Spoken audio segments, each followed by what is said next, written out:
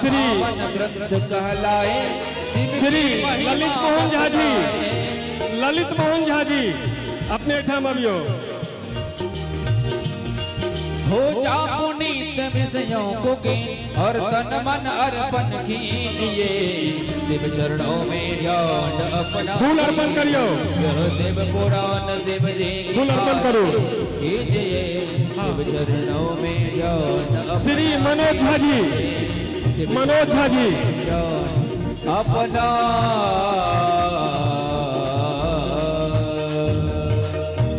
पुष्प अर्पण करो श्री कालीकांत जी, कालीकांत झा जी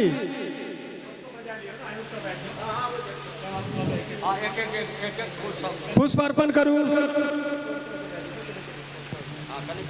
श्री मनोज झा जी, गणेश झा जी सब लोग आगा अभियो ताराकांत झा और तारा काका सब मालिया पुष्प अर्पण करियो सब समझ जे जता छी पुष्प अर्पण करू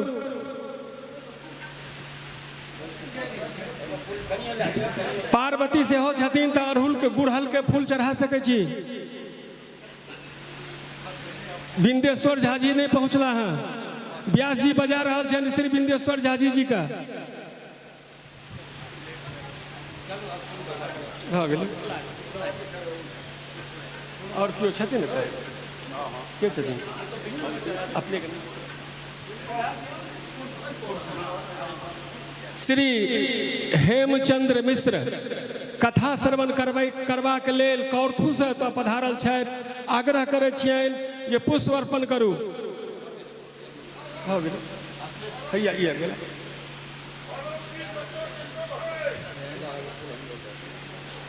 श्री अवध नारायण झा जी पुष्प अर्पण करू श्री दिनेशानंद झा जी ये राजेश आयल छथि पुष्प अर्पण करू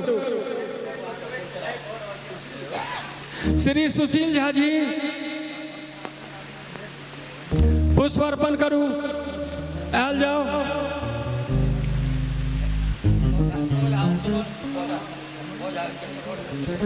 बाव झा मुख्य कार्यकर्ता छथि हुनका की कहबनि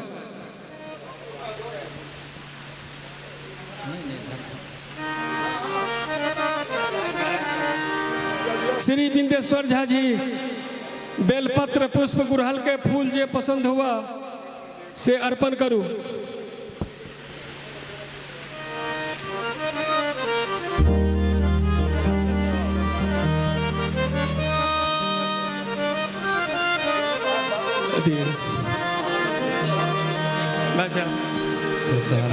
हारमोनियम का थोड़ा सा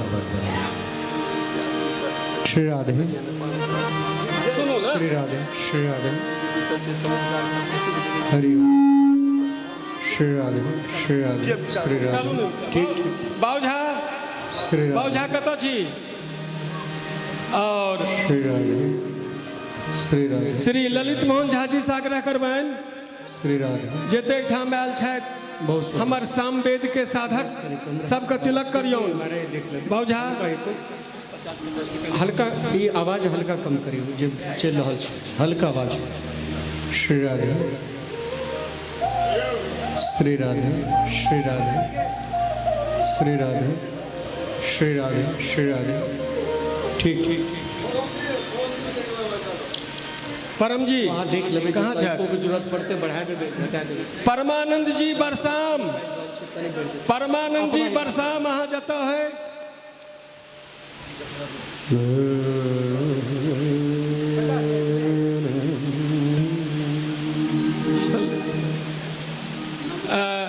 आसू मम्मी ठीक छै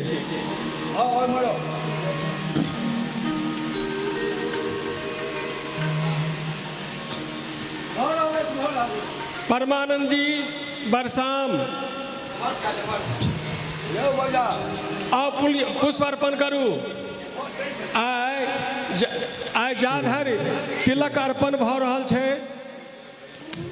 तिलक अर्पण भऽ रहल छै ताधर ई बरसाम के परमानंद जी छथि जिनकर टेंट हाउस सेहो छियनि परमानंद जी के।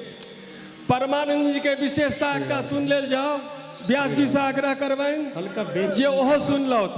हल्का बेस कम परमानंद जी वह व्यक्ति छथि जे दरभंगा स्टेशन पर बेस और हिनका 11 लाख रुपया भेटलनि। दरभंगा रेलवे स्टेशन पर 11 लाख रुपया हिनका भेटलनि। अटैची के खोललखिन, ओहिमे ओकर पता लिखल रहे, फोन रहे। अपना डेरा में जाकर फोन केलखिन जहाँ के किछु सामानो हरायल, ओहि घर में कन्ना रोहट होइ छलै। तुरंत कहलखिन अहाँ सब घबराउ नहीं, अहाँ के सामान राखल यऽ। समय एलखिन और खुआ पिया के विदा केलखिन। सएह छथि परमानंद जी। परमानंद जी के नाम पर एगो ताली। बहुत सुंदर।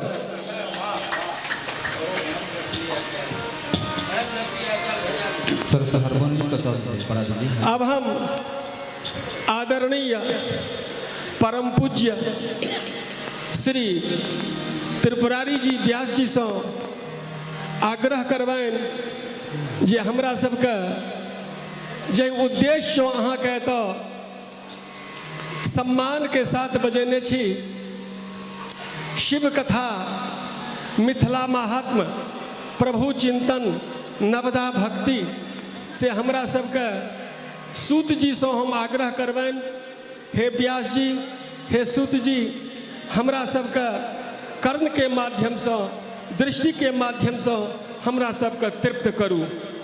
हरिओम तत्सत। हारमोनियम का साउंड थोड़ा सा बढ़ाइए।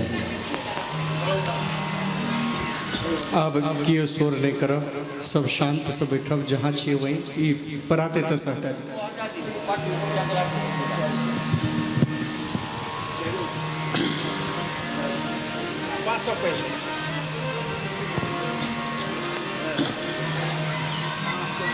अब लास्ट में करब कोनो अनाउंसमेंट। अब माइक नहीं बंद कर दियो, अपना पास रखो कोर्स के लेल, ठीक रह। हाँ एते बैसबै, अहाँ अपना पास रखो कोर्स के लेल। स्टूल ले लिया, नहीं तो चौकी एतऽ ले लिया, अहीं अपना पास माइक रख। चल चल चल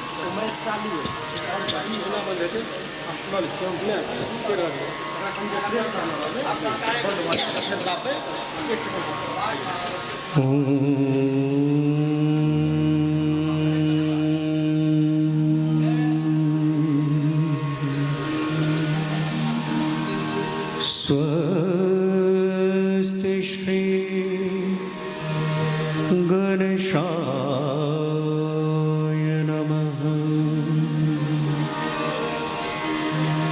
श्री जानकी वल्लभो विजयते, श्री सीतारामाभ्यां नमः। श्री राधा कृष्णाभ्यां नमः। उमा महेश्वराभ्यां नमः। वाणी हिरण्यगर्भाभ्यां नमः। नारायणं नमस्कृत्यं नरं चैव नरोत्तमं,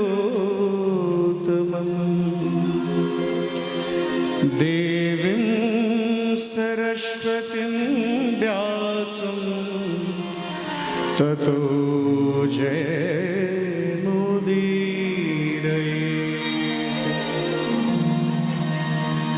संख्येन द्वावमतीव सुंदरतनो,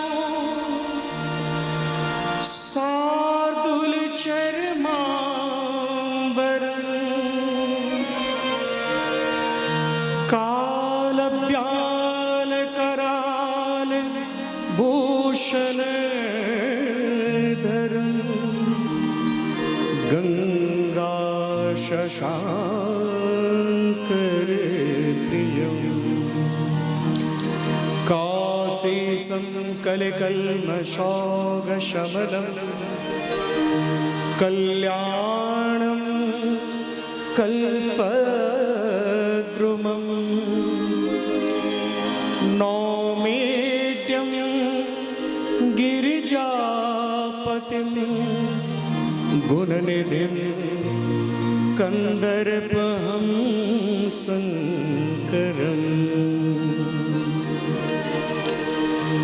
कियो ददाति शतां संभो।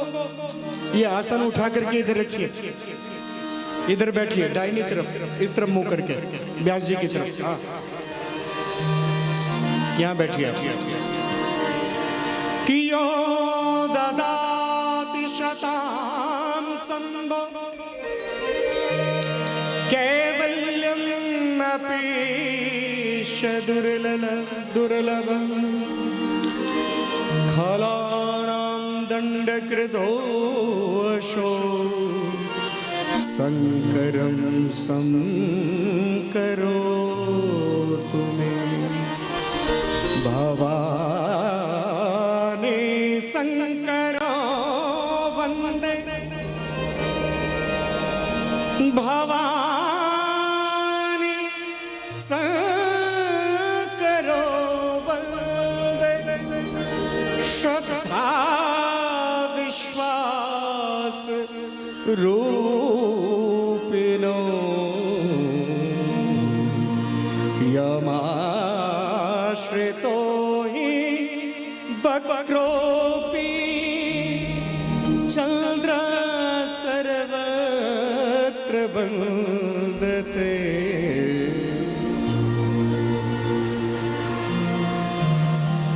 नमामि शमेशान निर्वाण रूपं विभुं व्यापकं ब्रह्म वेद स्वरूपं। नमामि शमेशा निर्वाण रूपं विभुं व्यापकं ब्रह्म वेद स्वरूपम् निजं निजं निर्गुणं निर्विकल्पं निरीहं चिदाकाशमाकाशवासं भजेऽहं।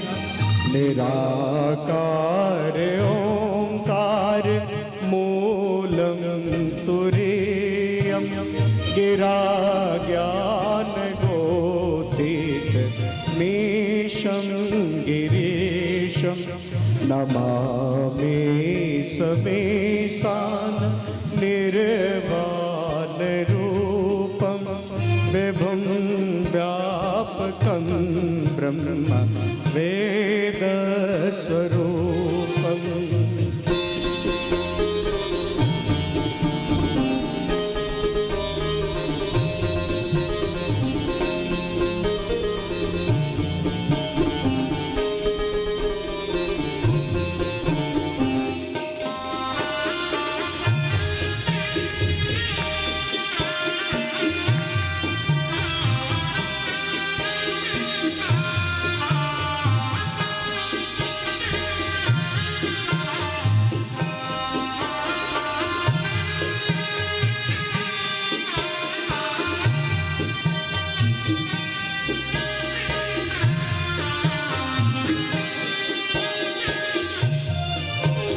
करालं महाकाल कालं कृपालं गुनागार संसार पारं नदोहं। तुषाराद्रिसङ्काश गौरं गभीरं मनोभूतकोटि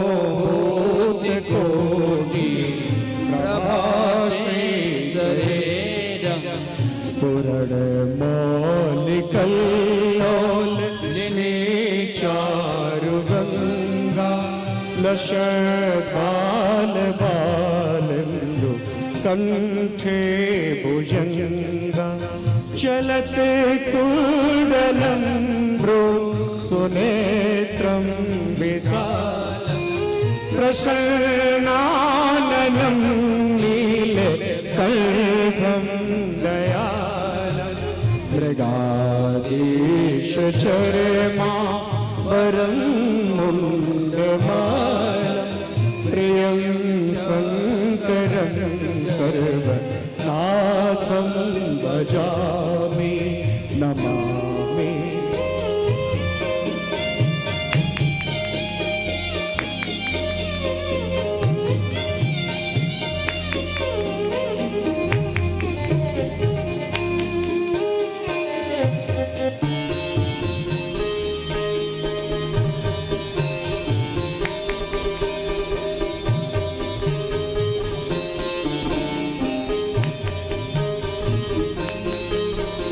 प्रचण्डं प्रकृष्टं प्रगल्भं परेशम् अखण्डं अजं भानुकोटिप्रकाशं त्रयशूलनिर्मूलनं शूलपारि भजेऽहं भवानि पतिं भावगम् कलातीत कल्याण कल्पान्तकारी सदा सच्चिदानंद दाता पुरारी चिदानंद संदोह मोहापहारी प्रसीद प्रभो सर्वभू प्रसीद प्रसीद प्रभो मन्मथारी नमामि शमीशान।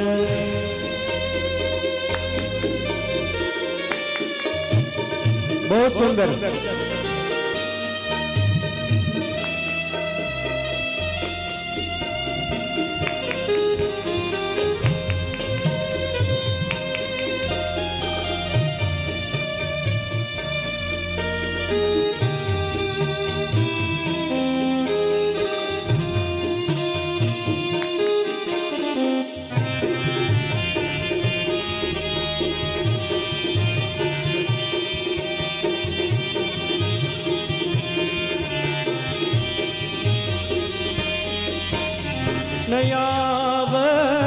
नयावदुमानाथ पादारविन्दं भजन्ति है लोके परे वा नराणां न ताव सुखं शान्ति संतापनाशं प्रसीद प्रभो सर्वभूतादिवासं न जानामि योगं जपं नैव पूजा न तोऽहं सदा सर्वदा संगतोऽप्यं जराजन्मदुःखोदतातप्यमानं प्रभो पाह्यापं नमामि शम्भो नमामि शमीशान निर्वाणरूपं विभुं व्यापकं ब्रह्म वेदस्वरूपं नमामि शमीशान निर्वाणरूपं विभुं व्यापकं ब्रह्म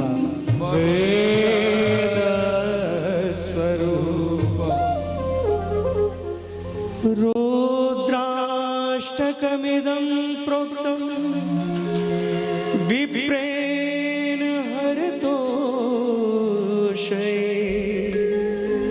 ये पठन्ति नरा भक्त्या तेषां संबुप्रसीदति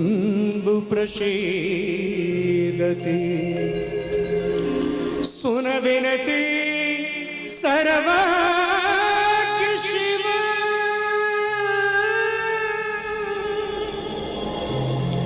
सुन विनति सर्वज्ञ शिव देख विप्र अनुराग मंदिर न भवानी भई द्विजवर वर मांग। जो प्रसन्न प्रभु मोहि पर नाथ दीन पर ने निज पद भगति देहु मोहे पुनि दूसर वर दे। शंकर दीन दयाल प्रभु शंकर भोलेनाथ।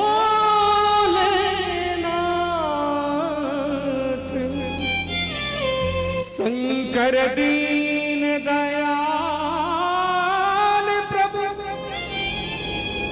अब सब पर हो कृपाल। सभी सुखी हो सब विधि नाथ थोरही काल।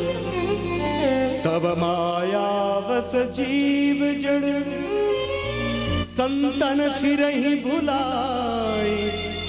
एहि पर क्रोध न करिए प्रभु कृपा सिंधु भगवान। अकार करुणा वरनालय भक्त वांछा कल्पद्रुम गुणगण निलया भगवान श्री आशुतोष दिगंबर शशांक मौली चंद्रशेखर वृषध्वज पिनाकधारी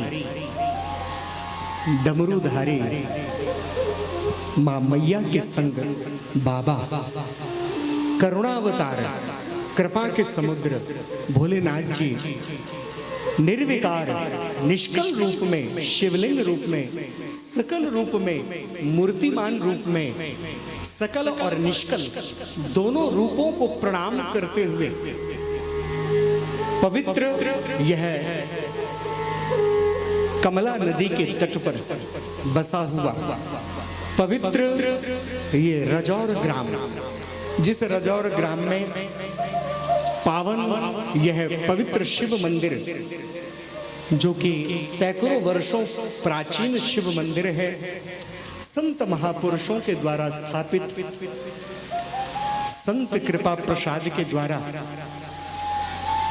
और मैं स्पष्ट रूप से व्यासपीठ से ये स्पष्ट बोलता हूं कि आपके यहाँ जो व्यास आए हैं ये बिकाऊ नहीं है, तो मैं मोल भाव में नहीं आता।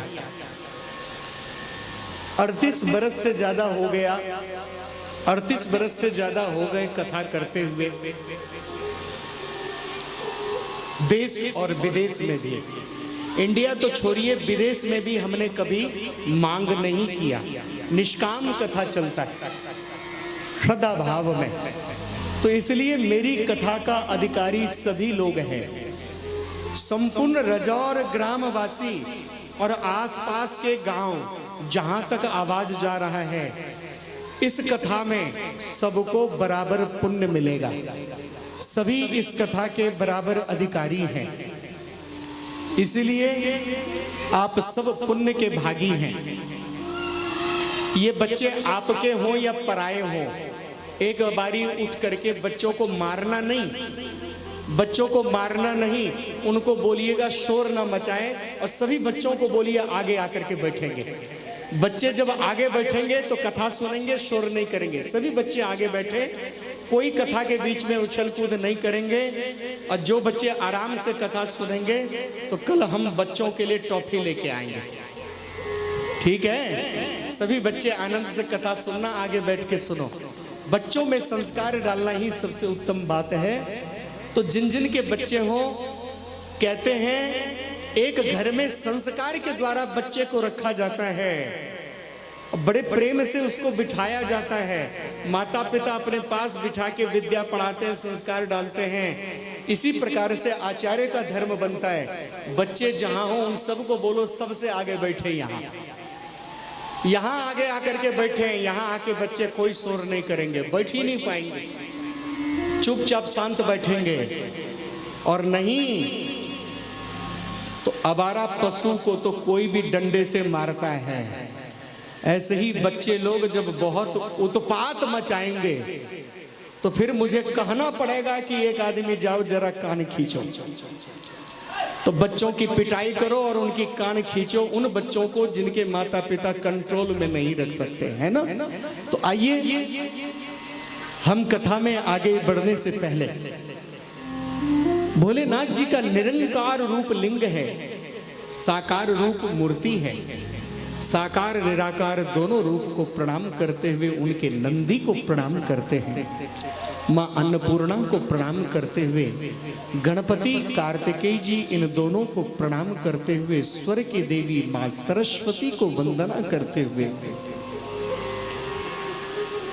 बुद्धि के देवता गणपति जी को वंदना करते हुए समस्त ऋषि मुनि साधक संत महापुरुषों को प्रणाम करते हुए समस्त तीर्थों को, समस्त धामों को, काशी पावन नगरी को प्रणाम करते हुए उज्जैन के महाकाल सहित 12 ज्योतिर्लिंग को प्रणाम करते हुए ये पावन पवित्र शिव धाम को, रजौर ग्राम को, रजौर ग्राम के अंदर निवास करने वाले रजौर ग्राम के प्रत्येक निवासी को, जिनके कान में कथा पहुंचे उनको भी, और जो कथा सुनने उपस्थित हुए हैं, कहते एक एक कदम चलते हैं अश्वमेध यज्ञ का फल मिलता है। हर व्यक्ति अपने जीवन में कोई न कोई पाप कर्म किए हुए हैं। शिव पुराण समस्त पापों से शुद्ध करते हैं। शिव पुराण जो है समस्त पापों से हमें पवित्र करते हैं, और भागवत कथा मोक्ष देने वाला, और राम कथा जीवन को जीने की शैली दिलाने वाला, और शिव पुराण समस्त पुराणों का सार है।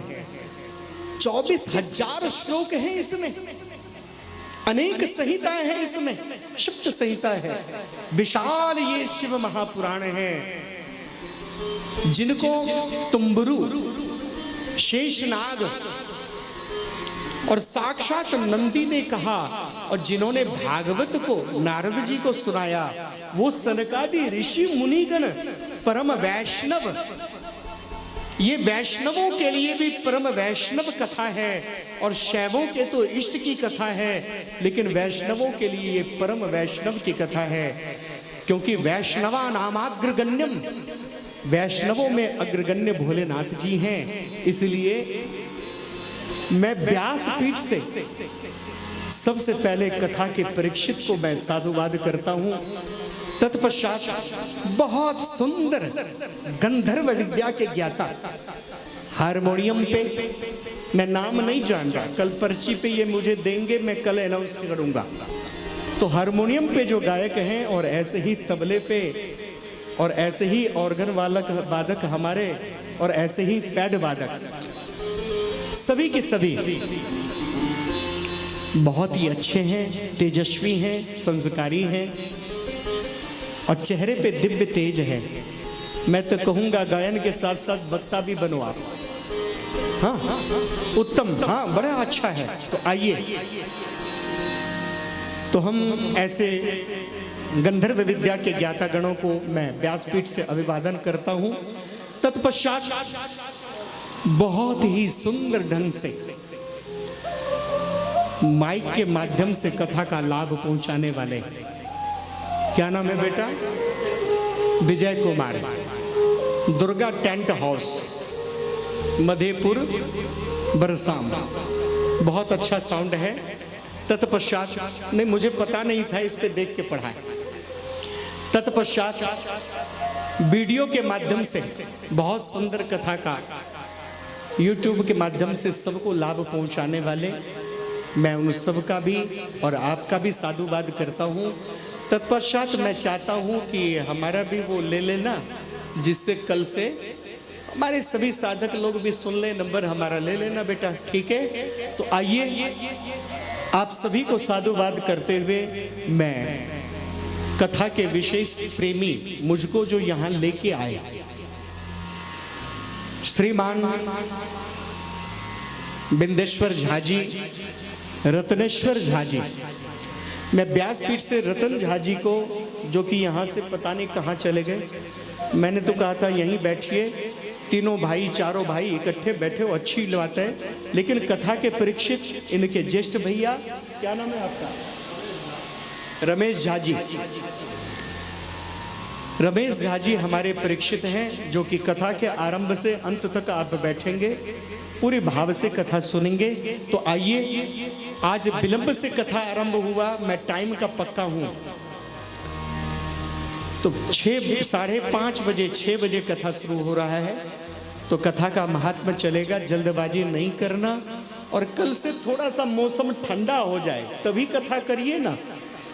6 से 9 रख लीजिए, वो आपस में विचार कर लीजिएगा कि मौसम ठंडा हो जाएगा तो 5 बजे से रखिए, जिससे 5 से 6 के बीच में थोड़ा भजन कीर्तन चले, इधर उधर चले। 5:30 बजे बैठ जाए, व्यास तिलक हो, 6 बजे से कथा शुरू हो जाए, बहुत अच्छा रहेगा। क्योंकि गर्मी में पसीने में आप लोग भी दिक्कत होगा, है ना। तो रतन झा जी यही हैं, बिंदेश्वर झा जी भी नहीं है, रतन झा जी भी नहीं है, दोनों भाई फटफटिया लेके चले गए। तो आइए, कथा आरंभ करने से पहले 2 मिनट के लिए शिव नाम कीर्तन करें। देखो, जो हमें लेके आए वही कथा में नहीं रहेंगे तो लोग कहाँ से आएंगे। लेकिन जिसको भाग्य में सुनेगा उनको बैठना पड़ेगा। सारा प्रपंच, सभी प्रपंच ताम झाम व्यवस्था भोर से लेकर के शाम के 4 बजे तक करिए ना। उसके बाद सभी प्रपंच को एक तरफ छोड़िए और बैठ के कथा सुनिए, क्योंकि ये आपके गांव में कथा है, आपकी अपनी कथा है। तो आइए, 2 मिनट के लिए शिव राम कीर्तन, तत्पश्चात कथा में प्रवेश करें।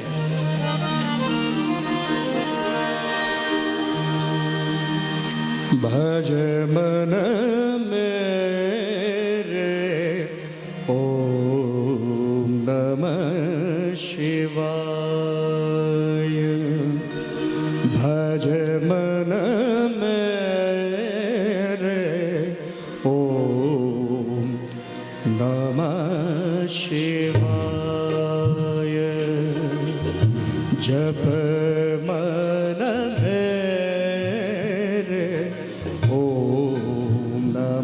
शिवाय,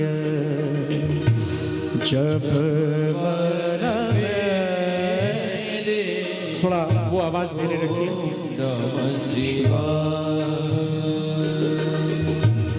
शिव शिव शिव शिव नमः शिवाय, शिव शिव शिव शिव नमः शिवाय, भज मन मेरे ओम नमः शिवाय। सभी बोलेंगे, भज मन मेरे ओम नमः शिवाय।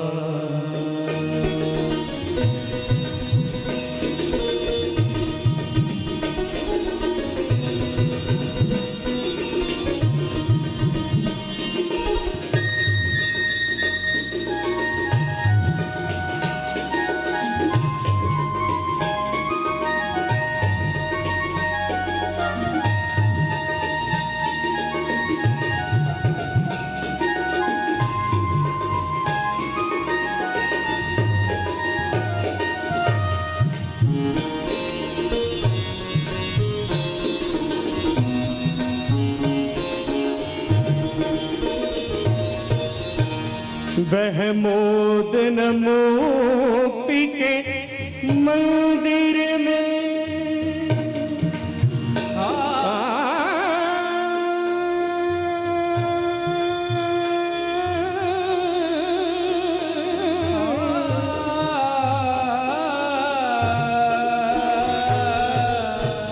वह मोदन मुक्ति के मंदिर में जो आनंद भरा तेरे नाम में है, शशि में न सरोज सुधारस में, न ललाम लता अभिराम में, उतना छवि अनंत कहीं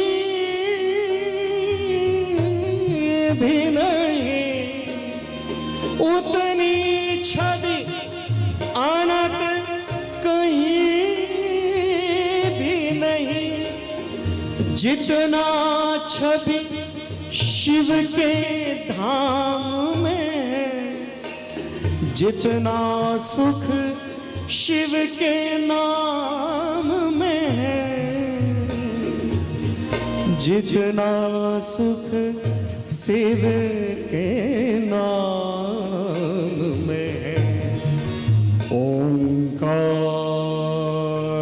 बिंदु संयुक्तम नित्यं ध्यायन्ति योगिनः, कामदं मोक्षदं चैव ओंकाराय नमो नमः। भज मन मेरे ओम नमः शिवाय, भज मन मेरे ओम नमः शिवाय, जप मन मेरे ओम नमः शिवाय, जप मन। ए अम्मा बोलो ओम नमः शिवाय, बोलो सभी लोग। शिव शिव शिव शिव नमः शिवाय,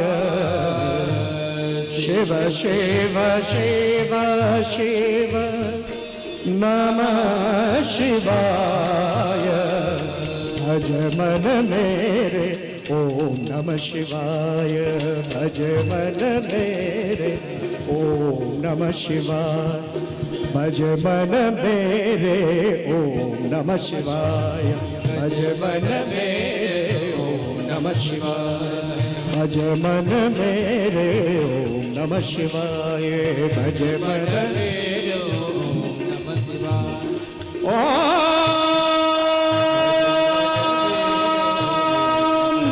शिवाय। नमः शिवाय, नमः शिवाय,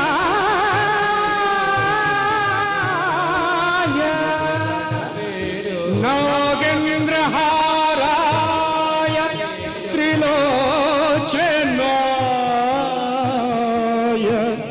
भस्मांगरागाय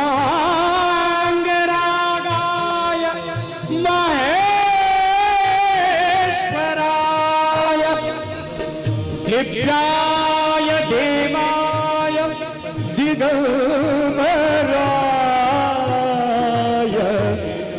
तस्मै नकाराय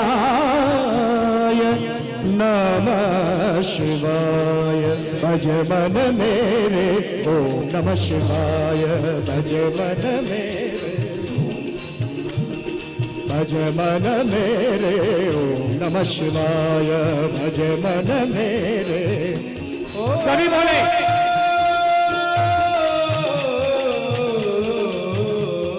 भज मन मेरो नमः शिवाय, भज मन मेरो ओम नमः।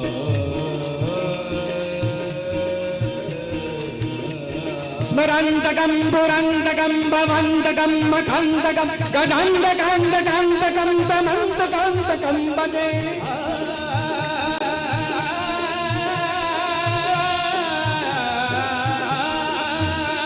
स्मरच्छिदं पुरच्छिदं भवच्छिदं मखच्छिदं गजच्छिदान्तकच्छिदं तमन्तकच्छिदं भजे। भज मन मेरे ओम नमः शिवाय, भज मन मेरे ओम नमः शिवाय, भज मन मेरे ओम नमः शिवाय जप मन मेरे ओम नमः शिवाय ओम नमः शिवाय। काल हर कष्ट हर रोग हर व्याधि हर सबकी मनोकामना पूर्ण कर।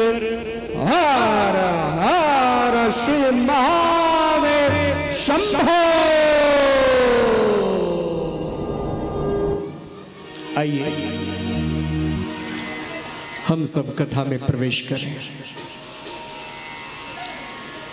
हे सुत महाप्राज्ञ, हे सुत महाप्राज्ञ, सर्व सिद्धांत वित प्रभो, अख्याही में कथा सारम पुराणानां विशेषता। हे महाराज, हे सुजी महाराज, रुद्र महायज्ञ करके हम सब लोग संध्या काल में विश्राम पा रहे हैं। आप जैसे परमहंस संत का आगमन हुआ है। शिव महापुराण के पावन हमारी इच्छा है कि शिव महापुराण के सार तत्व को, रहस्य को, दिव्य तत्व को आप हमें श्रवण कराएं, जिसके श्रवण मात्र से हमारा जीवन दृढ़ हो जाए, सदाचार हमारे अंदर आ जाए, प्रभु भक्ति हमारे अंदर आ जाए, परमात्मा शिव की विशेष कृपा हमारे जीवन में प्राप्त हो और भोलेनाथ की कृपा से हमारे जीवन में समस्त हमारे पाप ताप समाप्त हो जाए, हमारे समस्त पाप समाप्त हो जाएं। कि धन्यस्तम मुनि शार्दुलम श्रवण प्रीति ललालस। हे शिव पुराण की कथा सुनने की ललायत, शिव पुराण की कथा को सुनने के लिए ललायत। हे समस्त ऋषि मुनियों, हे कथा के श्रोता परीक्षित और समस्त आप सब लोग ग्रामवासी, आप सब लोग इस समय संत रूप हैं। शिव मंदिर में प्रवेश करके शिव महापुराण की कथा देखिए, कहीं और कथा सुने उसका 1 गुना फल, तीर्थ में सुने तो 1000 गुना फल, लेकिन शिव मंदिर में बैठ के कथा सुने उसका पुण्यफल अनंत गुना है, जिसका वर्णन नहीं किया जा सकता है। ऐसा सुंदर सुअवसर एक तो नदी के तट पर भी है, आप कमला नदी के तट पर, एक तो नदी का तट है, दूसरा शिव मंदिर है, पवित्र राजौर ग्राम है, और उससे पवित्र मेरी माँ वैदेही, माँ मैथिली, जिनकी रसोई में हनुमान जी जैसे संत का भी, हनुमान जी जैसे भक्त का भी पेट भरता हो। सीता माई की तरह, सीता माई से अच्छा रसोई कहीं नहीं है। जहां अयोध्या से बारात जब मिथिला में आया तो आज तक का रिकॉर्ड है, 6 महीने बारात आज तक कहीं नहीं रहा। 6 महीने तक बारात आज तक कहीं नहीं रहा, और रोज रोज नया नया पकवान मिथिला पकवानों में ही, और दामाद के स्वागत में ही, क्योंकि राम जी जैसा दुल्हा मिला और बेटी जानकी जैसी, जो जिस मिथिला की बेटी जानकी हो और राम जी जैसा दामाद मिल जाए, पहुना राम जी जैसा। और एक राज की बात बताऊं, आप लोगों को पता होगा, एक बहुत बड़े राज, मिथिला बहुत बड़ा था, ये नेपाल क्षेत्र भी मिथिला में ही आता था उस समय। जब राजा जनक की नगरी थी तो नेपाल भी मिथिला में ही आता था, संपूर्ण क्षेत्र। और नेपाल की पहाड़ी, मिथिला के क्षेत्र में पहाड़ की तलहटी में ही शंकर जी का विवाह भी मिथिला में ही हुआ है जी। मां मैना जो कि पितरों की कन्या है, आगे पता चलेगा। पितरों की 3 बेटियां थी। पहली बेटी मां मैना, जिनके घर मां पार्वती जन्मी। दूसरी बेटी सुनैना, जिनके घर जानकी जी प्रकट हुई, और तीनों बेटियां प्रकट हुई है। तीसरी पितरों की बेटी थी कलावती, जिनको कीर्ति बोलते हैं, जिनको कमल पुष्प पे राधा रानी मिली। तो मैना, सुनैना और कलावती, कीर्ति, ये तीनों पितरों की कन्याएं हैं। और इन तीनों के घर परम तपस्वी पर्वतराज हिमालय, परम तपस्वी राजा जनक और परम तपस्वी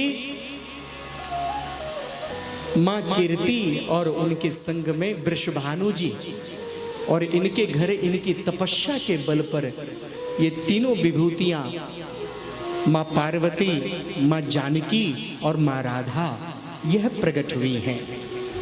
तो इन 3 विभूतियों में मिथिला परम पवित्र है, परम शक्तिशाली है, जहां आदि शक्ति जगदम्बा मां पार्वती का भी स्वरूप है यहाँ, और मां गिरिजा के संग मां जानकी जी का भी स्वरूप है। ये परम विदेह की नगरी है, जिनको तन का भान नहीं, कभी धन का भान नहीं। सुखदेव जी जैसे भागवत के महापंडित भी मिथिला में आकर के, सुखदेव जी जैसे परम अवधूत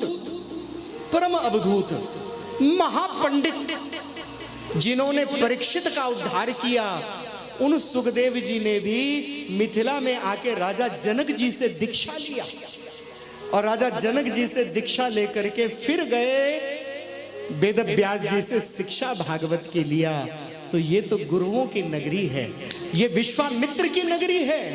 हाँ, विश्वामित्र भी मैथिली ब्राह्मण थे। हाँ, ये विश्वामित्र की नगरी है। ये नगरी विश्व शर्वा की नगरी है, जिनके यहाँ ऐसा पुत्र कुबेर उत्पन्न हुए जो धन के अध्यक्ष बने, और जिनके एक पुत्र दशानन रावण उत्पन्न हुए, जिन्होंने भगवान को भी बुला लिया कि मेरा उद्धार करने आ जाओ। तो ये वो महा की नगरी है जहाँ संत हो तो वो भी नंबर 1, और जहाँ दैत्य हो तो वो भी नंबर 1, राक्षस भी नंबर 1। रावण जैसा विद्वान आए और गोविंद को, भोलेनाथ जी की भक्ति किया, और साथ में राम जी को बुला लिए, है ना जी। तो धन्य है ये मिथिला। और मिथिला नगरी में कमला नदी के किनारे शिव मंदिर में यह जो पावन कथा हो रहा है, ये बहुत बड़ा आपस में सामंजस्य बना, सौभाग्य बना, संयोग बना। और ऐसे संयोग में आप लोग कथा सुन रहे हैं, मुझे अच्छा लगेगा। अभी मैंने अपने गांव में भी शिव महापुराण किया, मेला था रखा हुआ, बहुत बड़ा यज्ञ था कोरथू गांव में, और वहां यज्ञ हुआ। ठीक आप लोगों से 50 गुना ज्यादा श्रोता होंगे, 1-2 गुना नहीं, डबल ट्रिपल नहीं, 50 गुना। तो मैं यहाँ रजौर से जाकर के अपने गांव में क्या कहूंगा, कोई पूछेंगे कि कितने श्रोता थे, तो हम कहेंगे गांव वाले ऐसे ऐठी में थे कि उठकर कथा में भी आने में भी शर्म महसूस करते थे कि गांव में कथा में ही नहीं आ रहे हैं।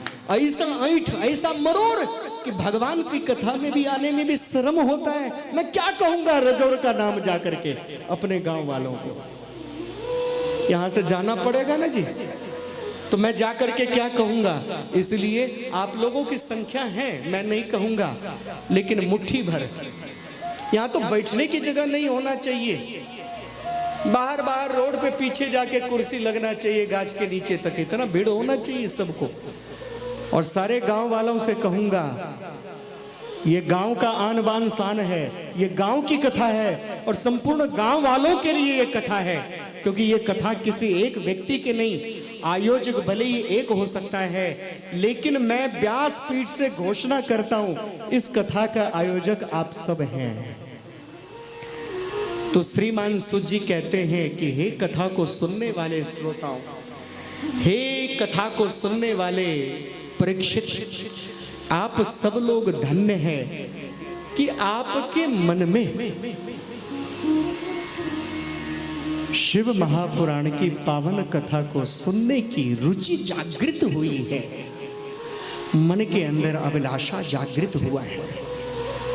क्योंकि जब तक कथा का हम श्रवण नहीं करेंगे तब तक जीवन में बोध की प्राप्ति नहीं होगी। प्रथम भगति संतन कर संगा, प्रथम भगति संतन कर संगा,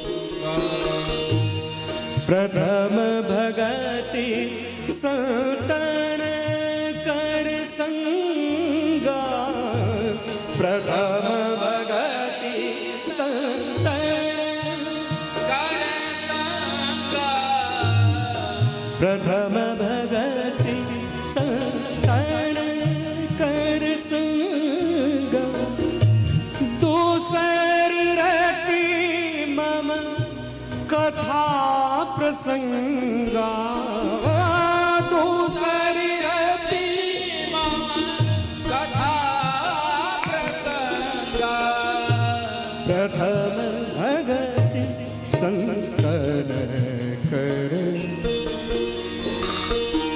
प्रथम भगति संतन कर संगा। भक्ति का सबसे पहला कदम है, प्रथम भक्ति है।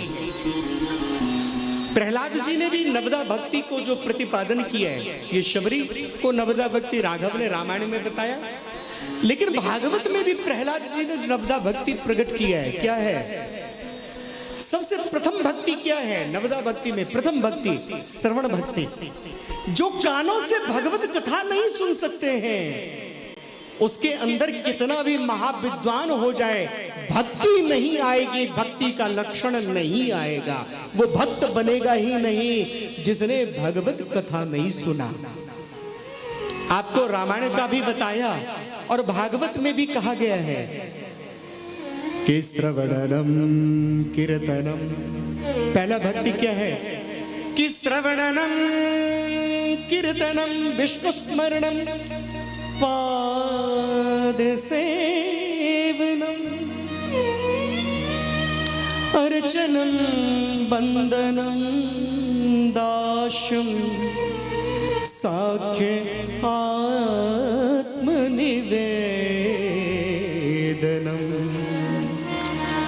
भागवत में भी भागवत में भी प्रहलाद जी ने क्या कहा? श्रवणम कीर्तनम। पहली भक्ति श्रवण भक्ति है। संतों के द्वारा कथा प्रसंग भगवान का सुनना ये दूसरी भक्ति है। जैसे सत्संग में आइएगा दूसरी भक्ति मिल जाएगी,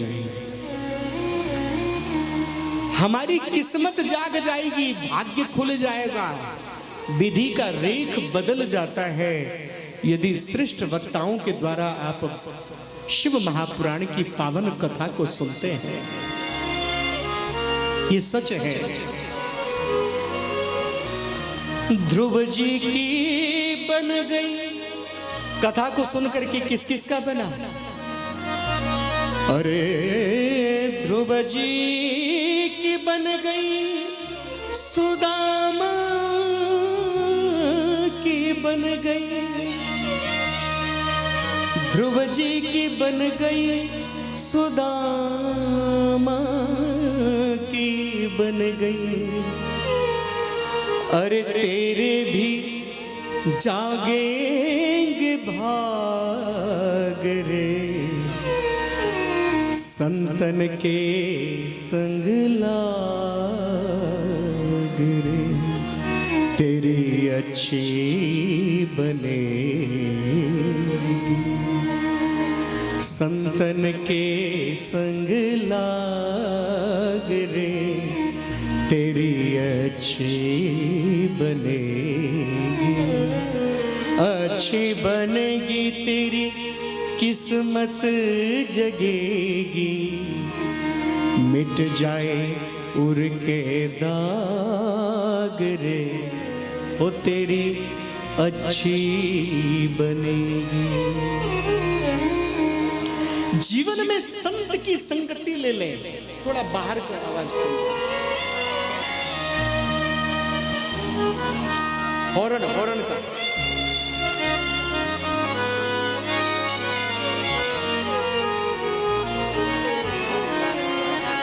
जीवन में सत्संगति सुने, संतों की संगति ले, जीवन आनंद मग्न हो जाएगा, जीवन कृत कृत हो जाएगा। मैं सच बात बता रहा हूं, जहां जहां हम कथा करते हैं वहां बारिश का बूंद भी कुछ न कुछ बरसता है। वहां यज्ञ में कथा ही बारिश हो रहा था, यहां पे भी कुछ न कुछ तो होगा। तो आइए संतों की संगति करें, कथा सुने, जीवन धन्य होगा। सुत जी जैसे संत भी, सुत जी जैसे व्यास भी समस्त भक्तों को कहते हैं, कथा सुनने वालों को कहते हैं कि धन्यस्त्वं मुनि शार्दूलम श्रवण पीति लालसा। श्रवण प्रीति लालसा, कथा सुनने की लालसा है, मन में उत्कंठा है, मन में भाव है। शिव पुराण की कथा सुनो तो सुनो, जिस प्राणी का श्रवण इंद्रिय जागृत हो चुका है, कथा में बैठ करके एक आसन पर पूर्ण बैठ करके कथा जो सुनता है, जितेंद्रिय आसन युक्त हो चुका है। क्योंकि सुनिए, कथा में 3 प्रकार के व्यक्ति आते हैं, कथा में 3 प्रकार के प्राणी आते हैं। क्या क्या? एक श्रोता जो एकाग्र मन चित्त से कथा सुनते हैं, दूसरे आते हैं सरौता, सरौता जो सुपारी को, हाँ सब जाने थे वे, सरौता सुपारी का चकर चकर चकर चकर काटते रहते हैं। तो सरौता की तरह खुद भी कथा नहीं सुनना और पड़ोस में कथा कोई सुन रहा है उसको भी टोकते रहना है, चबड़ चबड़ चबड़ चबड़ चबड़ चबड़ करते रहना। वो अगला जन्म में बकरी जरूर बनता है। जो सरौता होता है वो बकरी बनता है, बड़ा चबड़ चबड़ करता है तो अगला जन्म में मैं बकरी मिमियाती है ना, ऐसे मिमियाता रहता है। इसलिए कथा में बैठ करके कभी बातें नहीं करना चाहिए। तीसरा कौन है? कथा में बैठे ही बोले यहाँ तो सब बैठे, हम तो कथा में आए हैं, और तुरंत खंभा को या मंदिर के पिलर को, मंदिर के दीवार को पीठ लगा लेगा।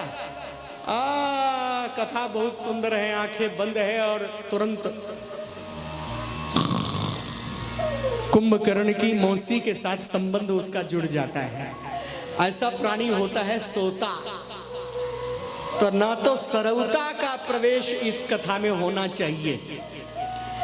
इस कथा में सरौता बन के भी मत आना, चबड़ चबड़ मत करना। कोई पड़ोसी बात करे उसको बोलना चुप बैठो, कथा सुनने दो। और श्रोता बन के भी मत आना, श्रोता बन के आना, उत्तम श्रोता। उत्तम कथा में श्रोता बनना बड़ा भाग्य है। तो क्या है? श्रवण।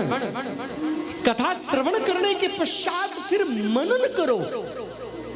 मैंने आज कथा में क्या सुना, क्या अच्छा लगा, अपने जीवन को किस प्रकार मैं परिवर्तित कर सकता हूं, मेरे जीवन में परिवर्तन किस प्रकार से आ जाए। कथा को सुन करके कोई शब्द ऐसा मेरे जीवन में आए, मेरे हृदय यंगम हो जाए, मेरे हृदय में स्थापित हो जाए, मेरे हृदय में घर कर जाए। कोई ऐसा शब्द जो मेरे जीवन को परिवर्तित कर दे, मेरे जीवन की नकारात्मकता को हरण करके सकारात्मकता की तरफ मेरे जीवन को मोड़ दे। ऐसी कथा मिले तो मेरा कथा सुनाना भी धन्य है। कि मिले कोई, सुनो, कि मिले कोई ऐसा संत फकीर,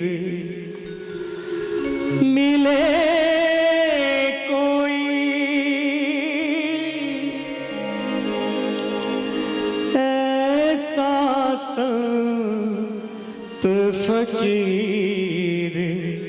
पहुंचा दे भव दरिया के तीर पहुंचा दे भव दरिया के तीर मिले कोई ऐसा संत फकीर, मिले कोई ऐसा संत फकीर पहुंचा दे भव दरिया के तीर पहुंचा दे भव दरिया के तीर। हमारे जीवन में कोई ऐसा संत आ जाए जिनकी कथा के द्वारा, जिनके शब्द के द्वारा मेरे जीवन में परिवर्तन आ जाए और मैं अपने जीवन को थोड़ा परिवर्तित कर सकूं। समस्त काल में कल्याण को देने वाला, समस्त मोक्ष को देने वाला ये शिव महापुराण है। हे भक्तों, राजसु यज्ञ से महान है। सैकड़ों अग्निष्टोम यज्ञ करने से जो फल मिलता है उससे भी कई गुना शिव महापुराण के श्रवण से मिलता है।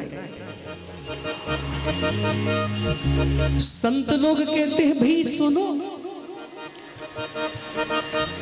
कि सदा शिव्या सदा शिव्या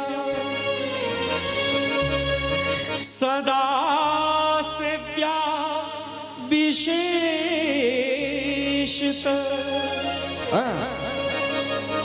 स्पेशल, विशेष बोलते हैं स्पेशल, प्रायोरिटी दो किसको? शिव महापुराण को। सदैव पढ़ो, सुनो, पढ़ो, मनन करो, चिंतन करो। सदैव शिव पुराण सुनो। बोले क्यों पढ़ो, क्यों पढ़ूं? तो वो कहते हैं इस शिव महापुराण को इसलिए पढ़ो क्योंकि शंकर जी यदि प्रसन्न हो जाए तो बाकी सब देव है ये महादेव हैं, बाकी सब पिताजी हैं ये बाबा हैं, और जब बाबा हैं तो हम लोग उनके नाती हैं, और बाबा नाती नातिन पर बहुत जल्दी खुश हो जाते हैं, खूब देते हैं। तो यदि हम बाबा के प्यारे हो जाएंगे कि बुझलिए, यदि हम बाबा के प्यारे हो जाएंगे, बाबा को खूब प्रेम करेंगे और मुंह से बोलेंगे बाबा बाबा बाबा, तो एक दिन बाबा कहेंगे हाँ बोल बच्चा क्या चाहिए? तो बाबा मुझको तू चाहिए, तेरा प्यार चाहिए, तेरी कृपा चाहिए, क्योंकि तेरी कृपा से मैंने सुना है कि कुबेर भी धन का मालिक हो गया है। तेरी कृपा से मैंने सुना है कि देवता भी महाशक्तिशाली हो गए। नारायण ने भी, श्री नारायण ने भी शिव सहस्त्र नाम के द्वारा कमल पुष्प चढ़ाया, शिव सहस्त्र नाम का जाप किया, शिव सहस्त्र नाम से अभिषेक किया बाबा का, तो नारायण को चक्र दे दिया। वही चक्र बाद में कृष्ण अवतार में परशुराम जी के द्वारा कृष्ण को भी दिया। तो कृष्ण है, चाहे राम है, चाहे नारायण है, सबने शिव की भक्ति किया है। विश्वास ना हो सभी ग्रंथ पलट के देख लो, चाहे भागवत हो चाहे गीता हो। हाँ, गीता में भी उनका जिक्र है कि मंत्रों में ओंकार मैं ही हूं, और ओंकार कौन है? शिव का निष्कल रूप है ना जी? तो कोई भी ग्रंथ आप खोल लीजिए, चाहे देवी भागवत हो, 18 के 18 पुराण में कोई भी पुराण, जिस पुराण में शिव का नाम नहीं है वो पुराण खंडित माना जाता है। इसलिए वेद व्यास जी ने 18 पुराण में शिव का चर्चा किया है, और शिव का सबसे विशेष पुराण ये शिव महापुराण है। इसलिए बाबा के बिना तो कहीं भी गुजारा नहीं है, बाबा के बगैर तो आनंद ही नहीं है। इसलिए यह शिव महापुराण भोले शंकर के चरणों में हमें झुकना पड़ेगा ना जी। तो शिव पुराण को थोड़ा सा आगे बढ़ाने से पहले 2 मिनट के लिए छोटा सा 2 लाइन। बोलो शंकर भगवान की जय। शिव कैलाश के बासी, शिव कैलाश के बासी, धौली धारों के राजा, शंकर संकट हरना, हरना शंकर संकट हरना। शिव कैलाशों के धौली धारों के राजा, शंकर संकट हरना, हरना शंकर संकट हरना।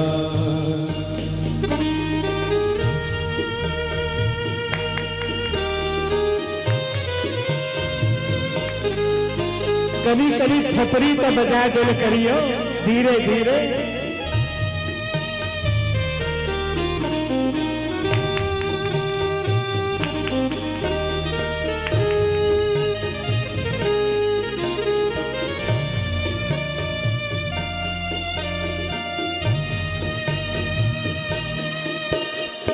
तेरे कैलाशों का अंत न पाया, तेरे कैलाश का अंत न पाया, अंत बेअंत है तेरी माया, अंत बेअंत तेरी माया, अंत बेअंत है तेरी माया, अंत बेअंत है तेरी माया।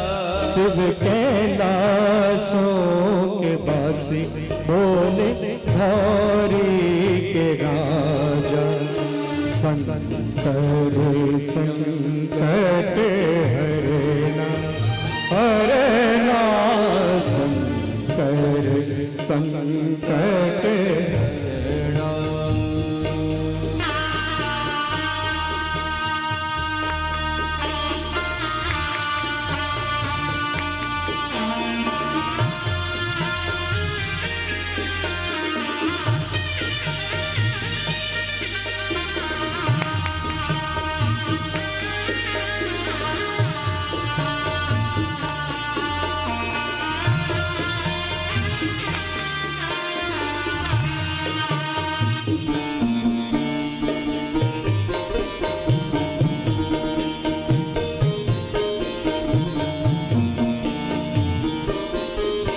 बहुत सुंदर।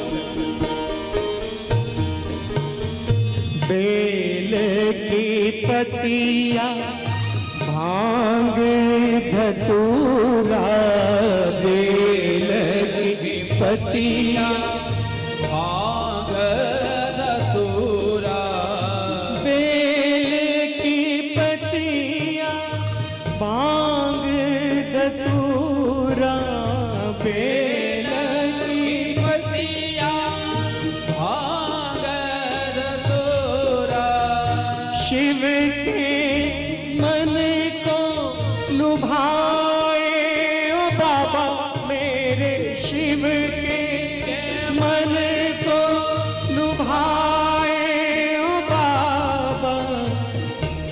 शिव कैलाशों के बासी, धौली धारों के राजा, शंकर संकट हरना, ओ भोला शंकर संकट हरना, हरना संकट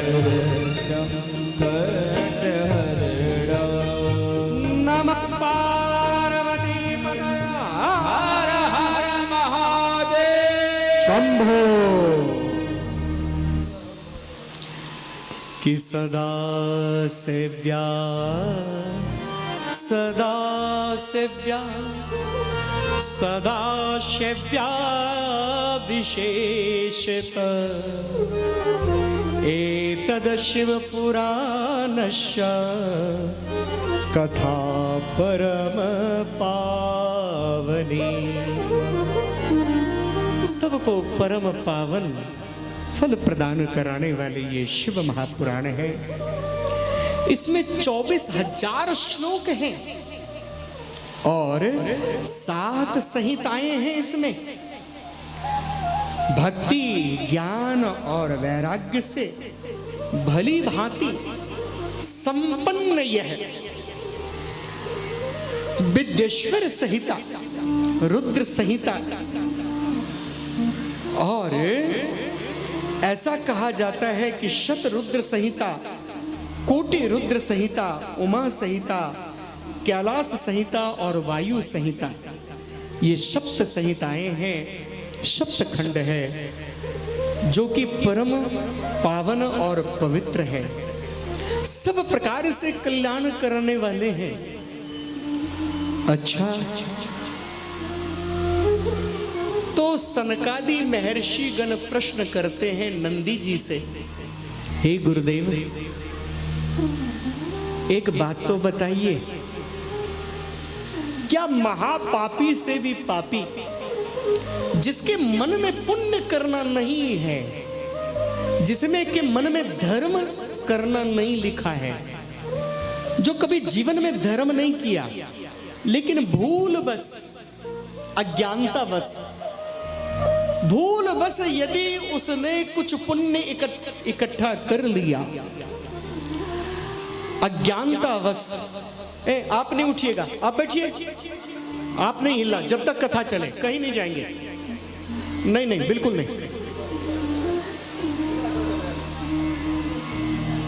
अब आज उठ जाइए, पानी का बोतल, गंगाजल जो लेके बैठना है, कथा में बैठने से पहले, व्यास जी के बैठने के बाद और उठने के बाद ही आपको उठना है। ये खंडित होता है। मुंह धोना है, यही जग मंगवा लीजिए, एक बाल्टी पानी रख लीजिए। हम भी तो नहीं उठ रहे हैं। बोलिए शंकर भगवान की।